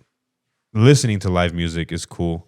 I like it a lot. Yeah, I think we're gonna record a live album pretty soon here. Like a couple of songs, like some of them are ours, and then some of them like covers. Where do y'all record at? We record here in Rocky Mountain Recorders. It's kind of funny. It's like a really, really old recording studio. Like it's such like it's like vintage. Yeah, like it's a vibe. It's really, really nice. So it's kind of weird because it's like the ones mixing us there live, like ahí son unos güeritos. El Dylan and ¿cómo se llama el otro? I forgot the other guy, but he helped us out for a bit too. El Chris se llamaba. Se llama. And they're like güeros, so like the kick is like everything's style. Like I'm in the studio and we're recording. It's like I'm fucking playing hard, and I go inside. I'm like, damn, this sounds like shit. Yeah, it's like they're. I've seen it, right, and I've heard from other people that like besides us, like whenever you go into like I guess the American studio, right? Yeah, especially like country and stuff. Like when these people record, like mind you, they're badass engineers, right? Like they fucking know about music, but yeah, but their whole settings and everything and how they think music should sound on an album or on a song or whatever. It's very different compared to us. Dude, yeah, no, I mean that's why like they just do kind of mix it there, kind of like the rough draft, and then they send it off to Dallas. It's on the Dani Zapata. He's the one that mixes all like masters it. He nos manda the master, and we're like, damn. He has a lot of songs under his belt too. Yeah, he's a good Dani Zapata. He's crazy, bro. Like it takes a lot of talent for you to master a song for it to sound like really good with like some subs, but also with like a phone where you can hear everything individually. Bro, one of the best engineers in my opinion is Anthony. I don't know if you ever met him. He plays for Los de North Texas. He has a studio in Dallas, AV Studios. Okay. It's not a big studio, right? It's not anything like way too professional or anything. But man, that guy record? And I'm sure like in the future, if he wanted to, he will have a big ass studio and everything. Yeah. But yeah, I got the opportunity and the pleasure to work with him. And man, bro, it's like crazy. There's a lot of like even I guess you couldn't say like underground engineers, underground people that you'd never even think of. They never even think of, but like they're the ones that that do everything. Exactly. Either from recording music or like mixing and mastering. Makes a big difference. Those güeritos que te digo from these guys, Chris and Dylan, they have really badass like live sound stuff, but it's just like they don't know what norteño sounds like, So like no saben que the kick is punchy, it pushes más para enfrente, So it's kind of just like they don't know. And I don't know, what do they usually record? Oh, dude, it's like some weird just variety, or I guess one of the mics that they use is our Audix, like for all the like the kick. One of them is an Audix, and one of them is like kind of like a amp mic. I don't know. He explained it to me last time, but it picks up the sub, so it's almost like an amp. Yeah, but it's so I don't know how it works. Like it's so weird, but it sounds nice. It works. Yeah, well, like those, like I was saying, they record these things, and they're not accustomed to to what we like. Yeah, exactly. And I don't know how they do it, but it's weird because they can record, right? And even though you think you like how you were saying, you probably sound like shit because you don't hear that kick or whatever. Yeah. But to them, they're probably like, oh yeah, this sounds cool. That sounds good. Like it's not. How would I say it? Well, yeah, not perfect, right? Because nothing's perfect. Yeah. But like when you work on a song too much, it kind of loses its touch. Exactly. I think that's what happened with Todo Lo Que Haces. Because like we were there, we recorded one song in 6 hours, bro. Ooh. So we're like, and also because which is normal for a lot of people. Yeah, it's also because we always. I tend to overthink it a lot too. And I know Efrain, our old accordion player, like we'd be like listening to like the done. He's like, but right there, there. Oh, I don't know, man. I don't know, right there. Oh, Chris, I don't know, right there. And then you hear yourself, and you're like, oh, I could have added this. This and then you go back, and then you edit it, and you're like, I don't like it. Maybe I should have gone back. And then that's what I'm saying. Like maybe sometimes it's just fucking record it once or twice and then see how it goes. I like keeping it like when we're recording, keeping it simple, nice. Like, and then almost poner like adornos donde van. It's one of the things that I learned over time a lot too. That antes, when I was still locally and kind of when I first joined Manny, I just adornos like where donde no iban, and then like especially like no quedaban ahí, and then I would just adornos, platillazo. I was the same, bro. I was the same. I mean, everybody is the same, and everybody has their own style. Like, hey, bro, chill the fuck out. Like, hey, bro, let the song breathe. Simple is more, to be honest. Yeah. And Eso sí. But there's also like que hacen redobles, but they sound badass. It's like, okay, that's sick, Yeah. But no, my redobles were like off time. Imagínate, no, bro. That's why like time, wrong place. No, bro. No sé, por eso te digo, I don't know how I'm still with Manny. No, pero ya, es que ya me puse las pilas. Yeah. It's because, I mean, you can play simple, right? But that doesn't really mean like don't put anything. No, just straight. Like, don't put any fills in it. It's just, all straight. Imagine, no. No, tampoco. Pero,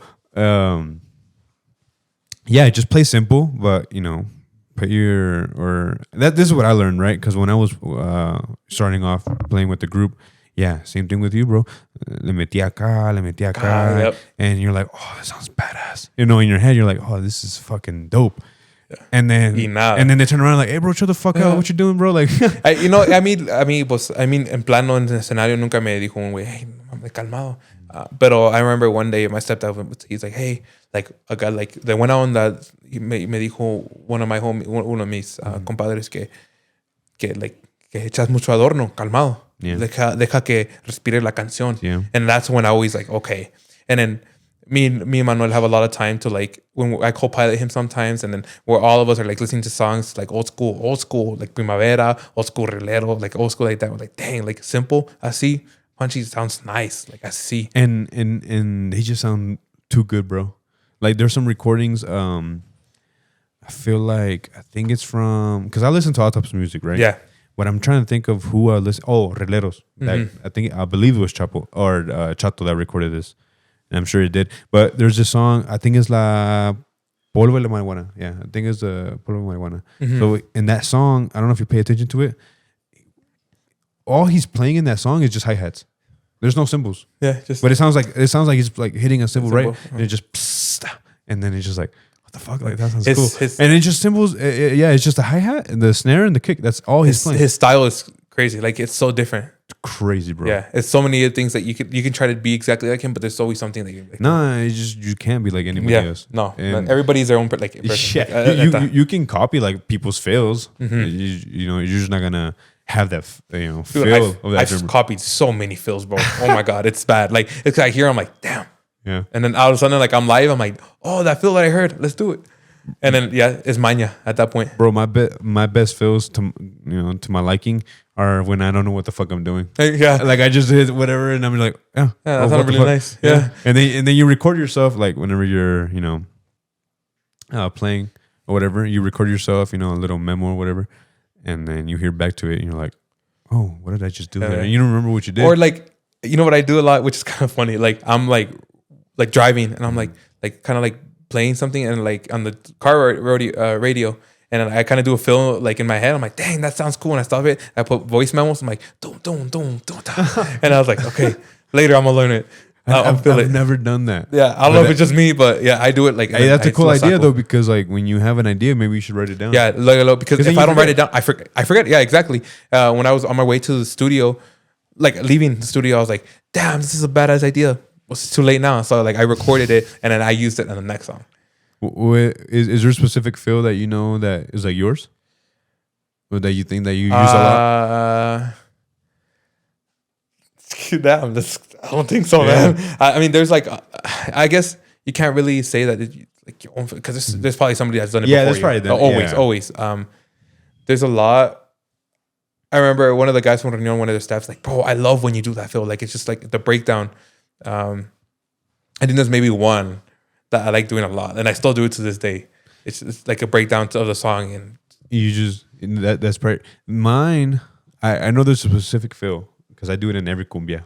I just think it sounds whatever, right? But it's just like I like slow down on the toms and then I go back to the beat. It's weird. I'll probably show you a video after this. But I know that specific feel. I do it on every cumbia, and I don't know if it sounds good or not. Yeah, I mean, you can add like an example. I heard like a rock fill, and I heard it. I was like, damn, that would sound cool in this la canción. And I added it into una cumbia, la de Sufre Porque Te Quiero, and it sounded really nice. Like the toms, like the breakdown, and just like you can add literally anything. What other music do you like? Dude, I listen to everything, bro. Anything that you'd imagine. Like I don't. The only thing I didn't like listening to antes was country, but recently I've been listening to puro country. It's weird, bro. A lot of people don't like country. Yeah, and it's I've never. I guess I'm picky about the country. Like, there's a lot of new country stuff that I'm like, nah. But there's also like old school country. There's a lot of good country music coming out too. And that's probably why people are like getting more into it. Yeah. No, but norteño sax, my number one for sure. That's it for sure. I love. I like rock too, like classic rock, Spanish rock, everything. Lo que viene siendo like house music to rap to like anything.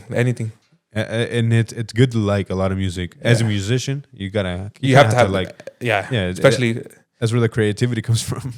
Queen, I love Queen, bro. Like everything like that, and then we go from Queen.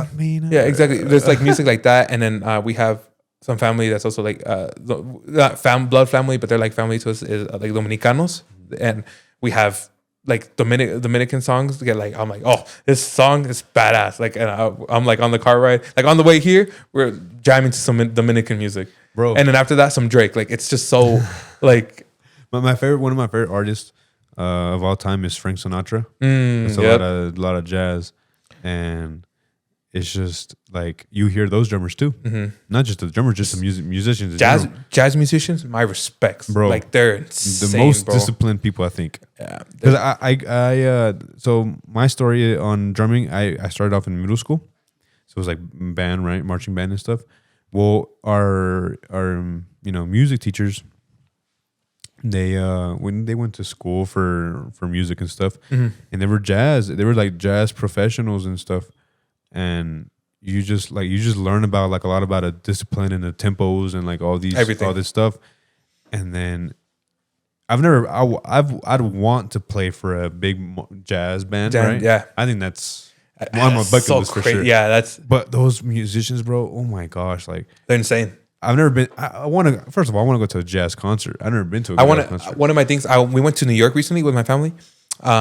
Yeah, I really wanted to go to a jazz bar there. Like, just go to a jazz bar in New York with with a whiskey and just like, although I'm not even 21 yet, but like that's like the dream. I never got the chance to because we were just so busy.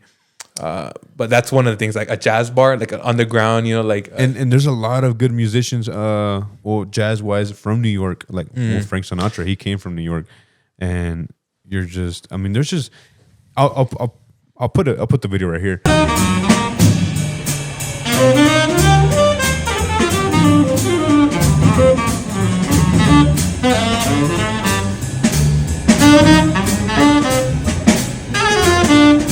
Because we recently went to New York as well for Christmas, and we went under the subway, right? Because that's all you can take in, either subway or taxi or Uber, or you walk. Or New you York walk. was, oh my if God. You're close enough. Yeah. If you're close enough.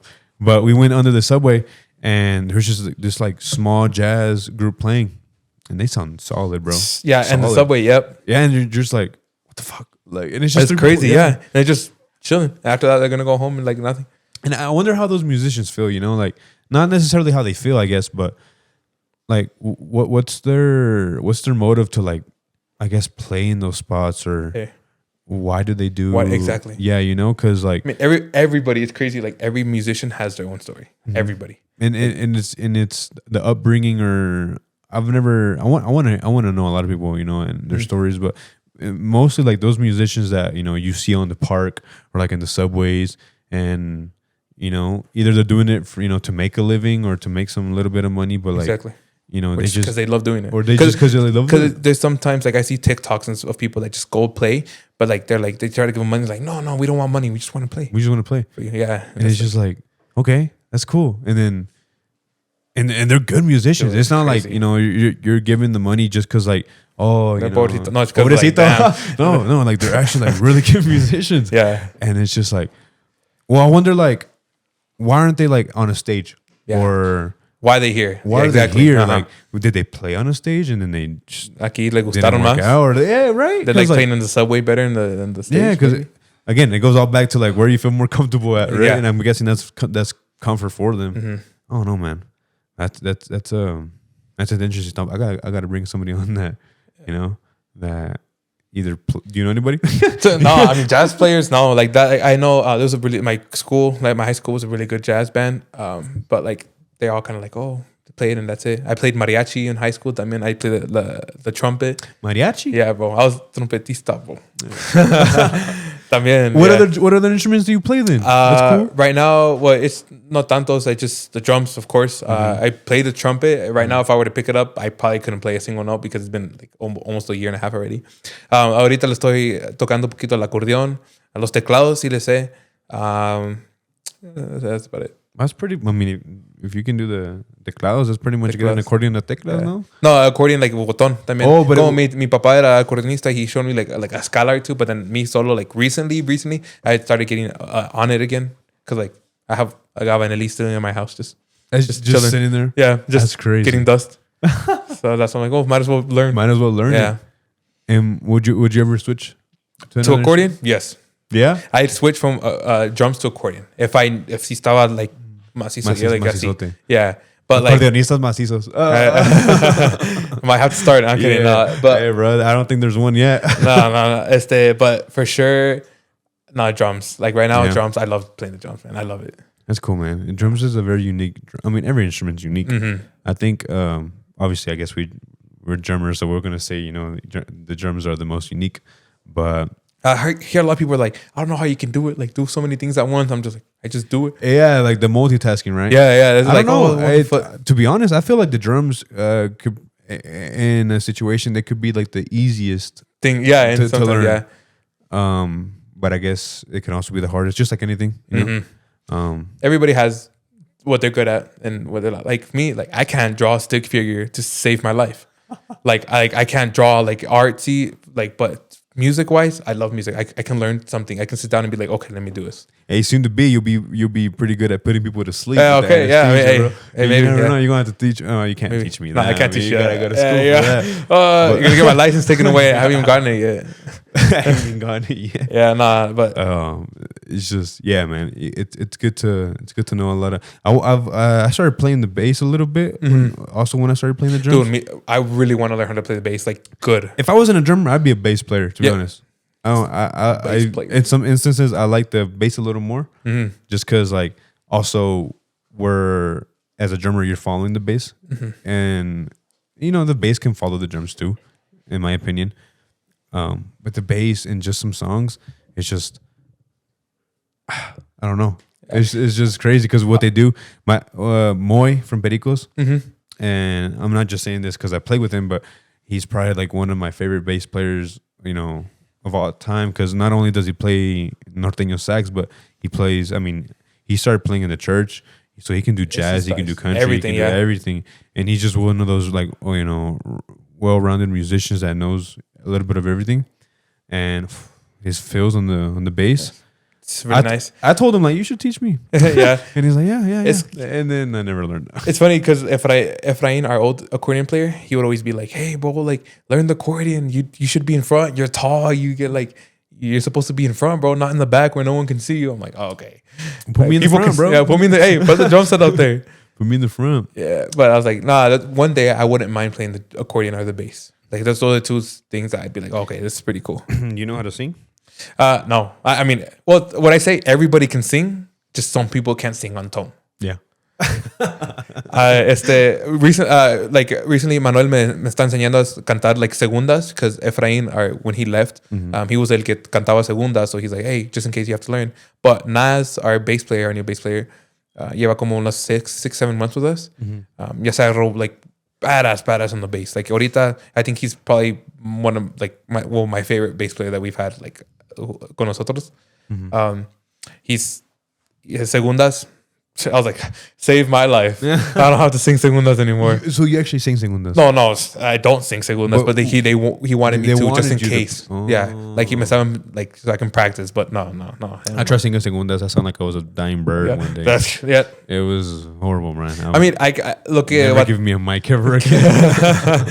No, es que lo que batallo yo is like staying en el tono. Because like I have in my in-ears, it's puro batería, bass, and a little bit of sax and quinto. Like just so I can like, but like for me to have like, I need to turn up the quinto para que esté en afinado like bien, but no. Yeah, ya ni me sé afinaciones. At a gig, I was playing with this group and It's embarrassing, bro. It's embarrassing. Oh God! Let's talk about it. Let's talk about it. It was at a privada, right? Nobody was there. Okay. It was like not that nobody was there, but it was like one or two. And you know, my good friend Cesar Gutierrez, he's a sax player. Well, yeah, he played with Aptitud. Remember? I don't know if you know him. Aptitud. Now he plays with Caudales. Oh yes, I know. Badass sax player, and you know. It was at the time when we were with Aptitud and we were at a privada and he was like, hey, sing these songs. Because before the gig, we were listening to these old ass Primavera songs and they were badass. I was like, bro, we should play these. Yeah. And he just started, got the sax out and he started playing. And I was like, oh, fuck yeah. Yeah. Like, well, you can get any song any out. And then I was like, hey, let's play. He's like, yeah, we'll play it. But you sing it. You're like, oh, fuck. That's not what I meant, guys. I was going to play the drums. He's like, don't worry about it. Well, he said that because he knew that there was another group playing. Okay. And if I'm not mistaken, it was Impecable. Or no, not Impecable. There was another. So at the party, the party was hosted by Omar, which I think is or at the time was a drummer for Impecable. So there was already a drummer there. Yeah. So he's like, well, you sing and we can get Homeboy to play. I was like, fuck. And then the night went out. It actually started raining a little bit. So we got, it was a little delayed when we started. But the night went out. We were playing and stuff. Yeah, era las 12:30, 12:45. I think the party ended at 1:30. And I was like, me salvé. Sí.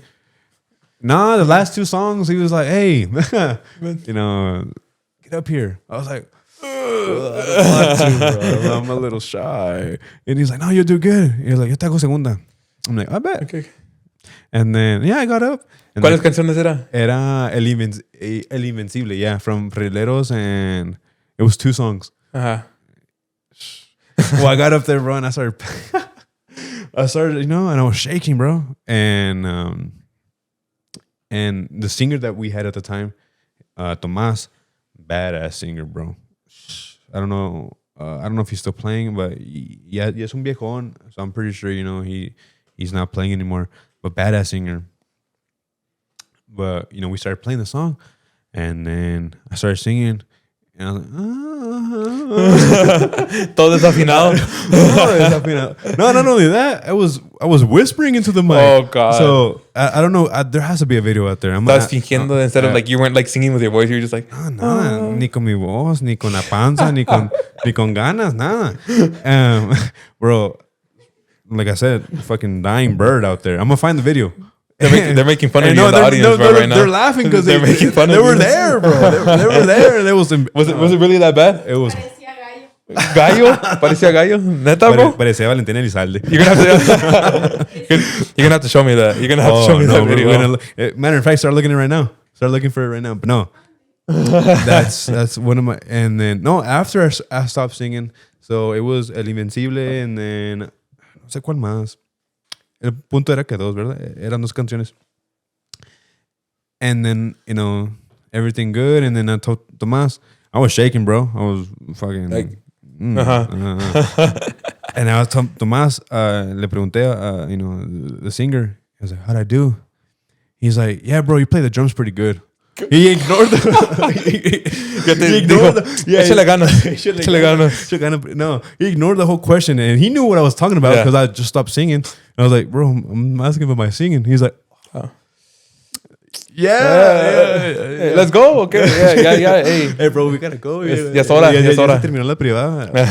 Nah, bro. That's why I asked you if you're singing, because there's a lot of drummers that do.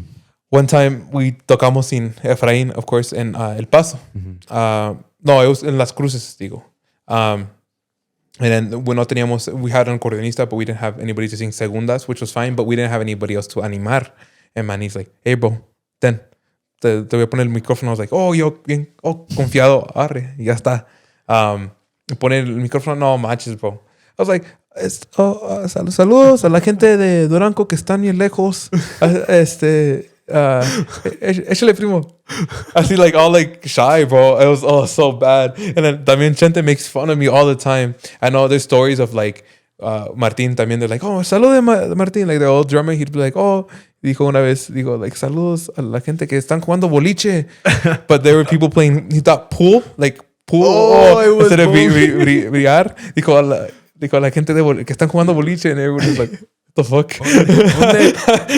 Yeah, and then like Edgar, he's also like, they fucked up on a song, like la entrada before me. He's like, he just walked up to the mic, he's like, perdón. And just walked like, there's so many different stories. Like, it's so cringe, huh? Yeah, that's why I'm like, no, with a mic. Animando is pretty difficult too, because I mean, I feel like that's a talent in itself. I mean, you're the crowd. You gotta have control them. Yeah, exactly. It's a lot. I know, like, and it's worse at privadas. Privadas. When it's dead, nobody's dancing. You're like, well, recently, I think like maybe a couple weeks ago, Nas, our bass player, he's like, we're at a privada, bro, like a quinceañera. And he's used to being like, arriba las muchachas, like las mujeres fieles or whatever, like así to get everybody hyped. And así dice, usually, ahí, arriba las muchachas fieles. Crickets, bro, neta, bro. And he just se agüitó machín, bro. Se agüitó bien macizo. And then we're like, oh, fuck, bro. And then we go to the baile the next day, like, arriba las muchachas. Y digo, así sí, aquí sí hacen caso. Or imagine, bro, I've never seen this happen, but I'm sure it's happened before. Like, maybe the singers, like, they think they know the song. You're like, and then nobody sings the song. You're like, yeah. No, one of but like when they actually sing back to you, oh my god, bro, it's like it's a good feeling. It's crazy. I've never had that. I have. This happened a couple. Like that happens pretty often with nosotros. But I remember like the one time, ¿qué pasó? He's like, ¿cómo dice? And Manny's like, hey, like cuando digo eso, like don't play like así, just keep the tempo. Like, okay, y de repente he's like, ¿cómo dice? Y luego, like, la gente cantando, bro, machine, you're like goosebumps, así. Like, damn, this is crazy. And it's songs that it's yours, Yeah, there's like one or two songs que la gente dice, no. Or even if it's like a cover, and they sing back to you, you're just like, damn. Cool. Yeah, it's still badass feeling, man. I never got the pleasure to experience that, but I think one day, God willing. Yeah. But I did experience like some pretty big crowds. I think the biggest ones about Bandas y Trocas. We played it with Luis R. Conriquez. Okay. And yeah, there was a lot of people, right? Maybe they weren't there for us. But it's still either crazy, way, though, like you're like, it's staying in front of that crowd, like how it's nerve wracking, first of all, but you're like, damn. But I don't know, it's unexplainable. You can't really explain it until you're there. It takes for you to play in front of two people, or like in just two security guards. Like you need to do that in order for you to appreciate more. Like when you play for you got to play those solo outs, como le dicen por ahí. Solo outs. Solo outs. Yeah. And then because I've had plenty of those for sure, but everybody has. Everybody has them. Especially because hay muchos lugares that are just like que no están tan. And I wonder like people that didn't though, you know, because if I'm not mistaken, I think like Frontera, I think they just hit out of nowhere, right? Bro, I think they were playing Puras Privadas, and then all of a sudden they hit. I'm sure their experience is a little different. I could be wrong. They probably did play at a little clubs or anything, but I'm sure there's quite a few groups that kind of just hit, and they never got to experience that. And I'm not saying it's like, oh, you didn't experience that, you're not really anything, But I wonder how their side of the story kind of feels too, or musicians that haven't experienced like the big crowds yet and are still playing at small crowds. Maybe like I guess as a group they didn't experience it, but maybe like individually like before they're sure. That for sure. See, I feel like every musician has had like that moment where they're like lo mandan basically a lot. But honestly, it's well, for me, it's not one of those things that you're kind of embarrassed of. You're just like more like, like it just happens. Like it's more of a normal thing to like not have anybody than actually having anybody. Like having like a big crowd for you, or just having the privilege to playing for a big group of people in general is it's something special. But when you play like in those, not necessarily like just the security guards, but like just like 10, 20, 15 people, it's more of a normal thing. But you kind of have to appreciate it. If you're a musician trying to go for the bigger crowds, because like when you get to those bigger crowds, well, that's kind of all you have, and then when I mean like Julian Alvarez, bro, 3 stadiums, bro, back to back stadium, no arenas, no Pepsi, like a Bronco Stadium, 3 of them back to back in LA. So imagínate, bro, esos son crowds, bro. Yeah, eso ahí, imagínate, no, bro. Yeah, that right there is a dream. Those are the sold outs. Esos son sold out, bro. No manches. No, but I mean, I can imagine it, obviously. Yeah, but like the feeling and the adrenaline and stuff like that. Because I remember watching a video.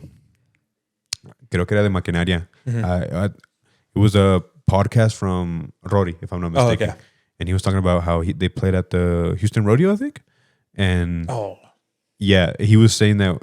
I think they cried after the gig, not because like they were happy, or they were probably happy, but I think one of the biggest things that they cried was due to the reason that they had so much adrenaline from everybody, like the big ass crowd, like Houston Rodeo. It's crazy. It's crazy. Es otro. I mean that's a stadium in itself. That's where the Texans play too. It's just like I don't know. I haven't been there. God willing, I do one day, but. I can't. No, bro. That's the plan. Like that's a dream of everybody that you go up on stage. There's like a stadium of people waiting to see you. Yeah. That's eso. And as a drummer, I'm imagining like the drummers, right, that play in these big stadiums, like whether that's like the countryside or rock and roll or like Queen, Like, eso, bro. Imagínate, bro. Imagine like the drummers because like Live Aid. you Live Aid exactly, bro. Damn. Like. Just the feeling of being a drummer in that instance, because you have the beat, right? Not only the beat, but you have the rhythm. You have everything pretty much. You have the control. Basically, I like to say like the drummers have control of the crowd of how they feel, because like un guapango que tocas, tú le das el ritmo and the people are like, oh, okay, quiero bailar. Y a veces el norteño, okay, it's pushy. Cumbia, anything, we give them the beat. Nosotros somos los que, okay, hey, échale. And just thinking like in those big crowds, like Live Aid. Dude, imagínate. No. Imagine knowing, in the back of your head, maybe not necessarily like, oh, I'm the one making this crowd, like, because it takes the whole. It takes a band, of course. It takes the whole band for sure. But like just knowing in the back of your head, like, damn, right now in this time, I'm the one making this shit happen.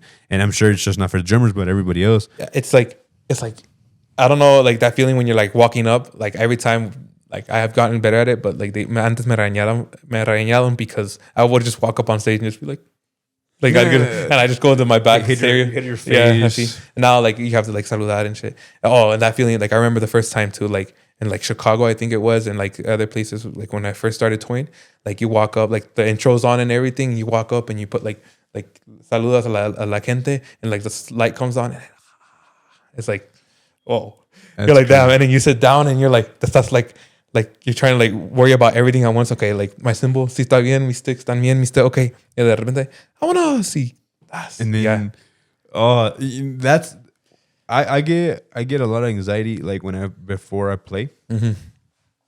just because. So fun fact. Whenever I play with the group and they tell me like we're gonna play Corrido de Chihuahua, right? In my mind, I don't know how the Corrido de Chihuahua goes. Like I don't know how it starts.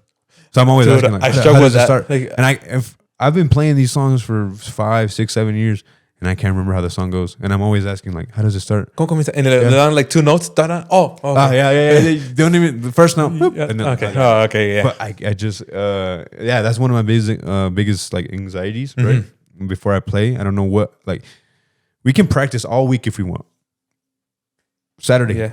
you know, Friday, Sunday, whenever we play, and they're like, oh yeah, that first song, I'm just like, fuck, and I'm like, hey, and the sax, ¿cómo empieza? Yeah, literally. I think that's also what happened to me when I went to help out Manuel. Like I en Rodeo and Stampede cuando dobleteamos, like we practiced like 3 days before, bro, para que no me pasara eso, más para que me pasara. Yeah, it still happened. Yeah, it still happened. Like I was like, oh damn, that wasn't worth it. Yeah, I was like, God damn it. And then you might change up the songs here and there, but you know like what paradas you got to do. You know, aquí everything, es esto. everything. Yeah, exactly.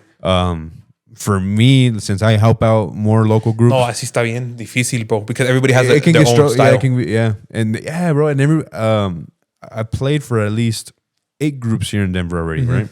And out of all the 8 groups, I'm pretty sure every set has the same songs, but they all play differently, exactly. And it's just like, well, and then I take some like you know, well, this group played it this way. I'm gonna play it this way with this one. Y luego nah, they're like no, yeah, and then they're like nah, or like yeah, like, you're like oh that's bien perro. I'm like. No, I just learned it because somebody else told me about it. No, y pues, es que I recently también I helped out a group here in Denver. No, era un solista. I can't remember his name. He's like, hey, helping me out. I was like, oh, well, I'm not playing. Pues sí. And that's like the first and last time, well, that I've done it. Because like I kind of went up and then they're like, okay, estas canciones. I'm like, damn, I haven't played these songs since I was local. Like, no sé nada de estas. So, okay, a ver qué. And then, I mean, sí, sacó acá. And then when we're done, like, hey, como que, like, you play like too slow. I'm like, whoa. Like, okay. He's like, I need you to speed it up. I was like, oh, speed it up. I'm like, okay. And I helped them out Saturday. And I sped up. Like, the norteños were like fast as fuck. So I was like, hey, if that's what they wanted, okay. And I went to go play with Manny the next week. And he's like, hey, why are you playing faster? Yeah. Like, I'm sorry. Es que así me acostumbré. Yeah. With one gig, I had a gig and me acostumbré. No, y eso de acostumbrado. Like, right now, we only play like maybe 45 minutes to like an hour, like a day. So whenever we have like a privada, we only play like an hour 30, take a break in an hour 30. So like if I were to go back to being local and playing like 3 hours así, no manches, bro. No aguanto. Yeah. Like I'd be like dying. I'm telling you, bro. It hurts your back after a while.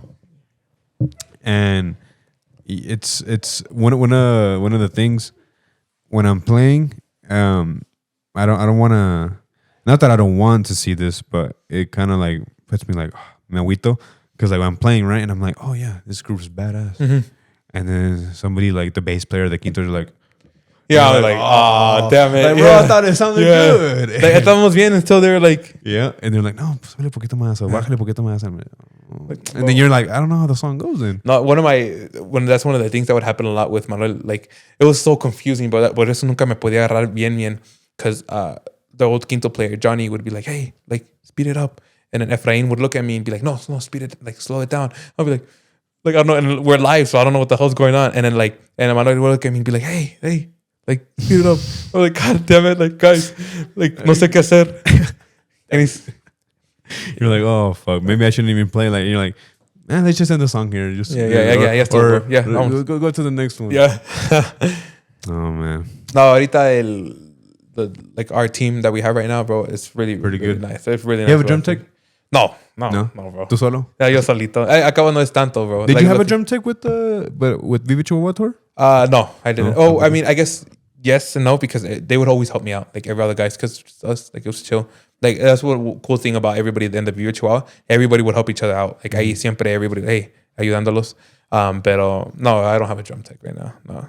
I want one in the future. Need one, bro. Hey, bro, if you ever want one, I got you. I'll let you know, bro. I'll let you know. And I think I'll be pretty available. I got you, bro. I'll let you know. No, definitely. Ahorita, ¿pa qué? Like, there's no point. There's no need. Like, because usually, like, I just put my batería, yeah. I take it down. Are you gigging pretty often, or? Right now, this year, it's been a little slow because, como te digo, like, they're están arreglando unas cosas with the record company. But getting back to it. I think maybe in like a week, like 2 weeks, we're gonna go back to touring like a lot again. Bro, you better enjoy your time off, huh? Dude, you've been enjoying your time off? Yeah, I've been working here and there, but like chill. Yeah. I don't even work, just chill. Yeah, it's chill, man. Yeah, I like it. Aprovechando que estoy en la casa, be with my family, just chill, you know?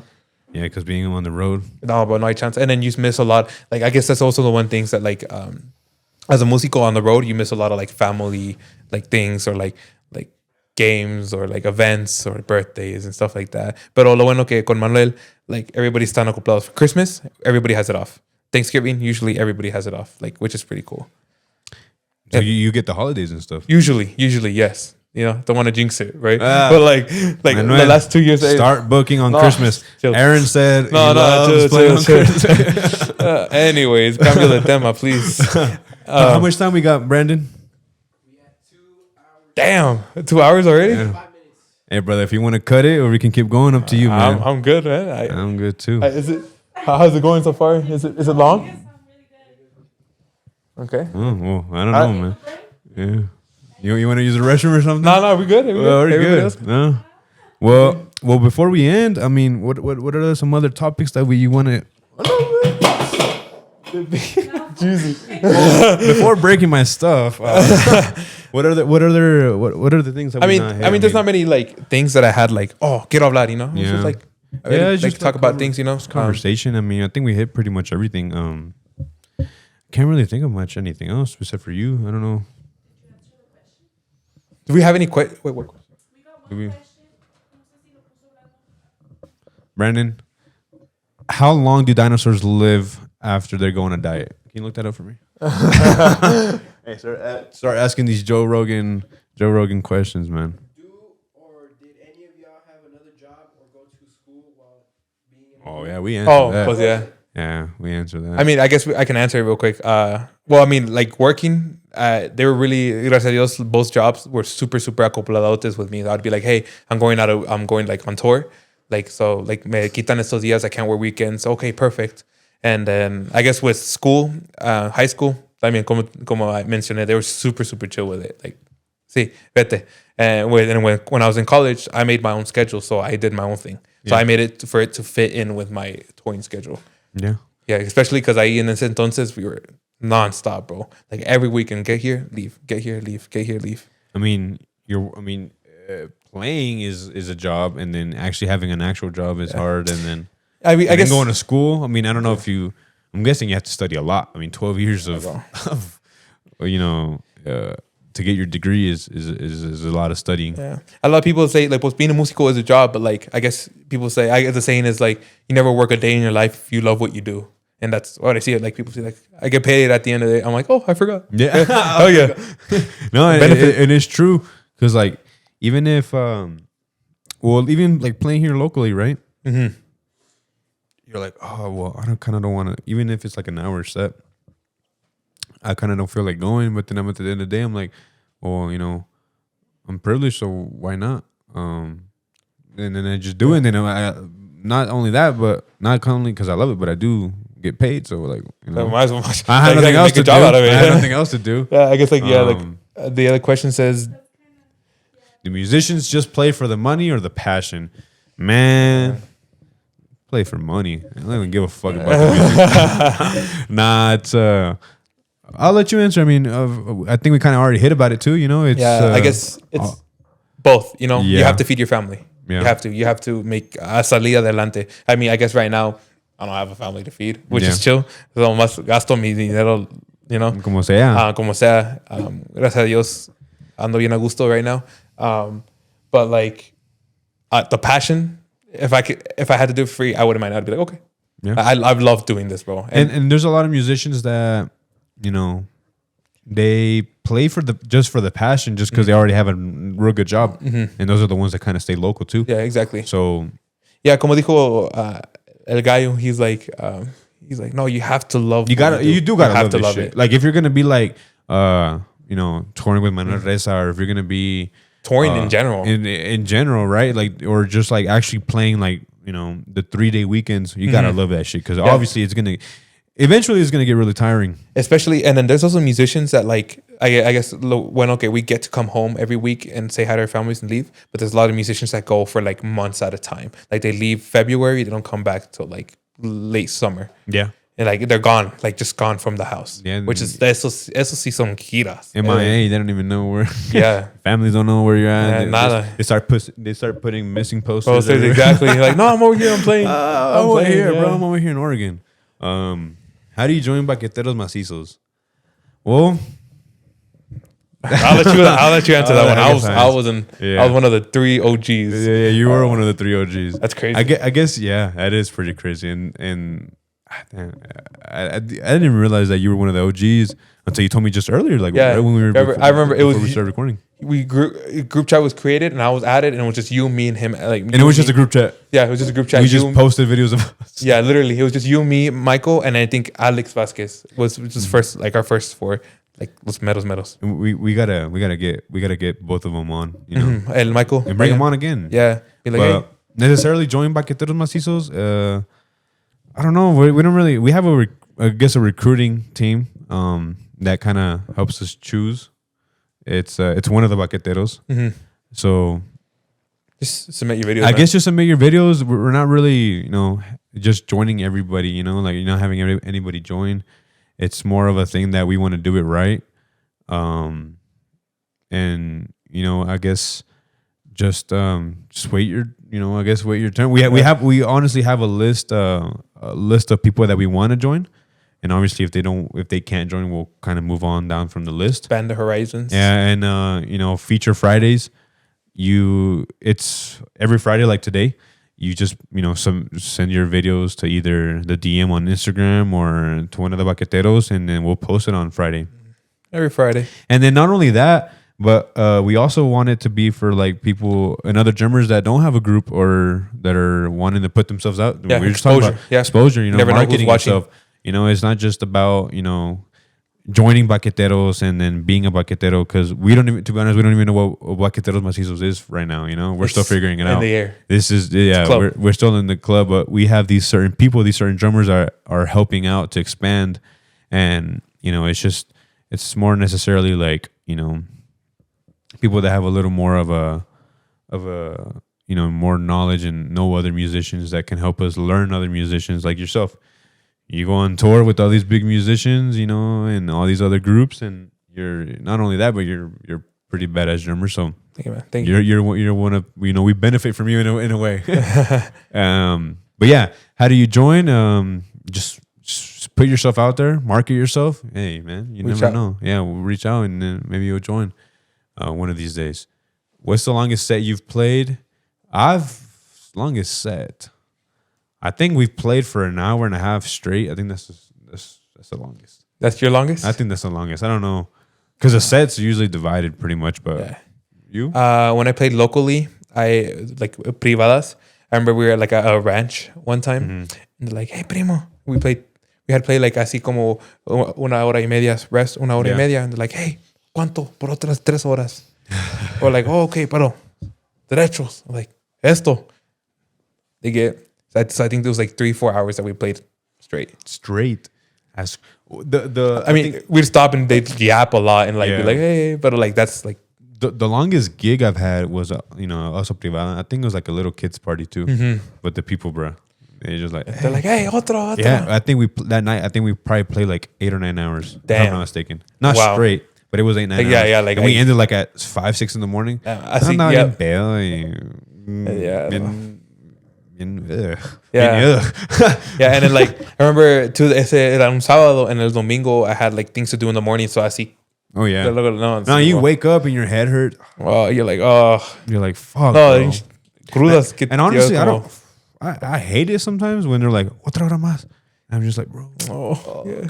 Like we just played everything you wanted. Yeah, like ya no tenemos. What other hour? Yeah, you like ran out of songs already. You already replayed like your whole tanda. Yeah. I don't know, man. One more question y ya nos vamos. Ya no aguantamos. Ya estamos cansados. ya estamos viejitos. What are we at right now? 2 hours and what? Okay, hey, that's pretty That's good. pretty solid, man. Hey, we said an hour and 30, bro. Yeah, we said we said an hour and 30. 2 hours. Just me yapping. Well, appreciate you coming on, Aaron. Hey, thank you so much for having me, man. Being the first Baquetero Macizo to join and to be on the pod. So it's kind of man, that's crazy. Yeah, you were first to do everything, bro. You're gonna have to take my place one of these days. No, that's okay. Hey, you got that. Nah, but either way, appreciate it, man. And thank you so much. See you in the next one, brother. See you. Thank you. Yes, sir.